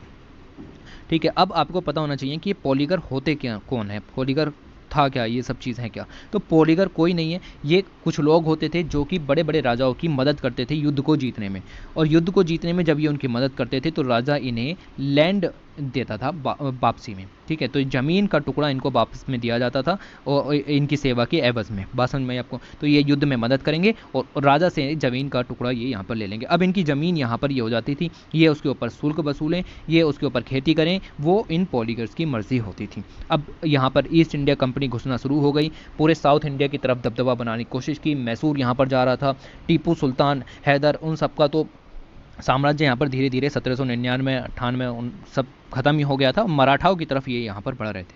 पोलीगास ने मराठास की भी मदद यहाँ पर की थी। और आपको देखने के लिए मिलेगा कि जो EIC है, जो ईस्ट इंडिया कंपनी है, वो आपकी धीरे धीरे पोलीगर्स के इलाके में बढ़ने लगी, जिससे आपके विद्रोह यहाँ पर शुरू होने लगे, ठीक है। तो कंपनी यहाँ पर जाकर के करारोपण करने लगी। अच्छा, अब ये जो है वो 3 फेजेज़ में यहाँ पर हुआ, 1775 से 1805 तक 3 फेजेज़ में हुआ। पहला फेज़ जो आपको नज़र आएगा वो आएगा 1795 से लेकर के 1799 के बीच। और ये जो विद्रोह है ये करारोपण को लेकर के बेसिकली हुआ था। जो आपकी ईस्ट इंडिया कंपनी है वो टैक्स लगाना चाह रही थी, और टैक्स आप लगा नहीं सकते क्योंकि ज़मीन तो इनकी है। तो यहाँ पर विद्रोह हुआ।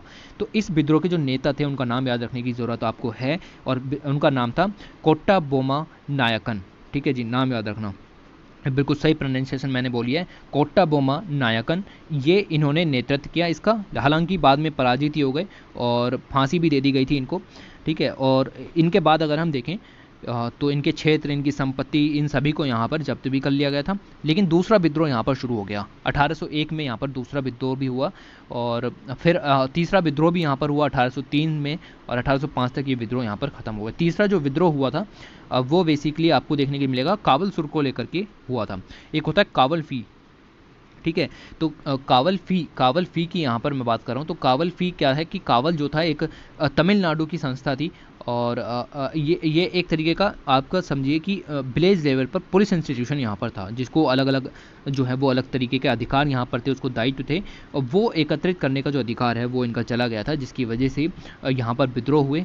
लेकिन आपको पता है कि 1857 से पहले के विद्रोह सक्सेसफुल नहीं हुए, और इसी के कारण आपको ये विद्रोह देखने के लिए मिलेगा। जितने भी पॉइंट इंपॉर्टेंट बताए वो सारे के सारे यहाँ पर आपको दिख जाएंगे लिखे हुए। नायक का नाम मत भूलना, जो कि आपको इंपॉर्टेंट मिलेंगे, जो कि हैं कोट्टा बोमा नायकन, जिनकी वजह से ये विद्रोह यहाँ पर जो है आपका नेतृत्व इसका यहाँ पर किया गया, ठीक है। तो ये सब पॉइंट यहाँ पर याद रखो, सफिशिएंट है। उसके बाद लास्ट पेज में आपको यहाँ पर मिलेगा about the India SARS covid two genome consortium के बारे में। तो ये यहाँ पर बनाया गया 2020, 30 दिसंबर 2020 को हमने यहाँ पर बनाया, कोविड-19 से निपटने के लिए, उसकी जीनोम मैपिंग करने के लिए ये चीज़ हमने यहाँ पर डेवलप की। तो पूरा नाम है Indian SARS covid two genome consortium, INSACOG। ये एक नेशनल मल्टी एजेंसी कंसोर्टियम है। इसके अंदर आपको बहुत सारी लेबोरेटरीज मिल जाएंगी, अभी तो 10 हैं, लेकिन हम इनको बढ़ा करके 28 करने वाले हैं, ओके। तो ये जो लेबोरेटरीज हैं गवर्नमेंट ऑफ इंडिया के द्वारा एस्टेब्लिश की गई, ओके। और इसका ऑब्जेक्टिव यहाँ पर देखिएगा, what is the objective. The SARS covid two virus, जो कि कोविड-19 के नाम से जाना जाता है, बहुत सारे चैलेंजेस इसकी वजह से यहाँ पर आ गए। इसका म्यूटेशन होता रहता है, अलग अलग तरीके के वायरस यहाँ पर आते रहते हैं, कभी डेल्टा, कभी कप्पा, कभी गामा, और कभी इस तरीके के अलग अलग वायरस यहाँ पर आ रहे हैं, ओके। तो ये म्यूटेशन किस तरीके से हो रहा है, ये वेरिएंट किस तरीके से यहाँ पर बन रहे हैं, ठीक है। तो इन सबको जानने के लिए हमें उसकी सीक्वेंसिंग करनी पड़ेगी, उसका जो स्ट्रक्चर है उसकी सीक्वेंसिंग करनी पड़ेगी, उसके अंदर जो जीनोम है उसकी सीक्वेंसिंग यहाँ पर करनी पड़ेगी, और उसके लिए हमने यहाँ पर ये जो संस्था है वो बनाई है, India SARS covid two genome consortium, okay.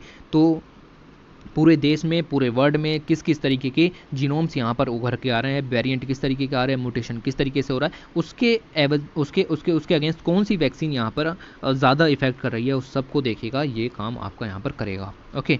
ये आपका स्टेटस भी देगा कि कौन सा वेरिएंट है जो वेरिएंट ऑफ कंसर्न हो सकता है कंट्री के लिए, इस तरीके की चीज़ें आपको मिलेंगी, ओके। तो ये सब काम यहाँ पर चल रहे हैं। उसके बाद ये वेरिएंट आपको मिलेंगे बहुत सारे, जैसे अल्फ़ा है तो V1.1.7 इस टाइप के, बीटा है, गामा है, अलग अलग वेरिएंट। डेल्टा भी मिल जाएगा यहाँ पर, commonly known as the delta variant, जो कि आपका डेल्टा प्लस के नाम से अभी इस समय जाना जा रहा है, क्योंकि इसके अंदर एडिशनल म्यूटेशन यहाँ पर हुआ है, राइट। तो ये आपको मिलेगा। ये PM मोदी ने टोक्यो ओलंपिक में जाने वाली खिलाड़ियों से यहाँ पर बात की, और अब तो रिजल्ट भी आ गए हैं, ठीक है। तो अब क्या बात करनी है यहाँ पर, ये आपको लास्ट पेज मिलेगा, यानी कवर पेज का भी लास्ट पेज, ठीक है। तो ये यहाँ पर इसलिए मैंने ख़त्म कर दिया, बात ख़त्म हो गई। फिर तो इतनी सी मैगज़ीन थी, इतना आपको पढ़ना था। सबसे जो इम्पोर्टेंट आर्टिकल था ई गवर्नेंस वाला आर्टिकल था, और भी जो पॉइंट थे वो सब अच्छे अच्छे थे। आपने जो अपनी जीएस पेपर में नोट्स बनाए हों बहुत अच्छी बात है, नहीं बनाए तो भी सही है, आपने कुछ तो किया होगा, ठीक है। तो उन सभी नोट्स के अंदर आप इसमें एडिशन भी कर सकते हो, जो भी पॉइंट आपको यहाँ से मिले, जैसे ई गवर्नेंस का एन्युटी मॉडल, आपको मैच्योरिटी मॉडल यहाँ पर मिला गार्टनर का, उसको इंक्लूड कर लो, ठीक है। या फिर बहुत सारी चीज़ें ऐसी हैं जो कि आपने नोट्स में नहीं होंगी, उनको इंक्लूड कर लो, या फिर छोड़ो नोट्स वोट्स में इंक्लूड करना, आप इस स्लाइडों को अलग से ही देख लो, स्लाइड नीचे भी पड़ी हुई है, चाहो तो डाउनलोड कर लो या फिर कुछ भी करो, आपको ये सब पढ़ लेना था। ओके, तो इसी के साथ वीडियो को एंड करते हैं और ये सफिशिएंट है। Thanks for watching, take care.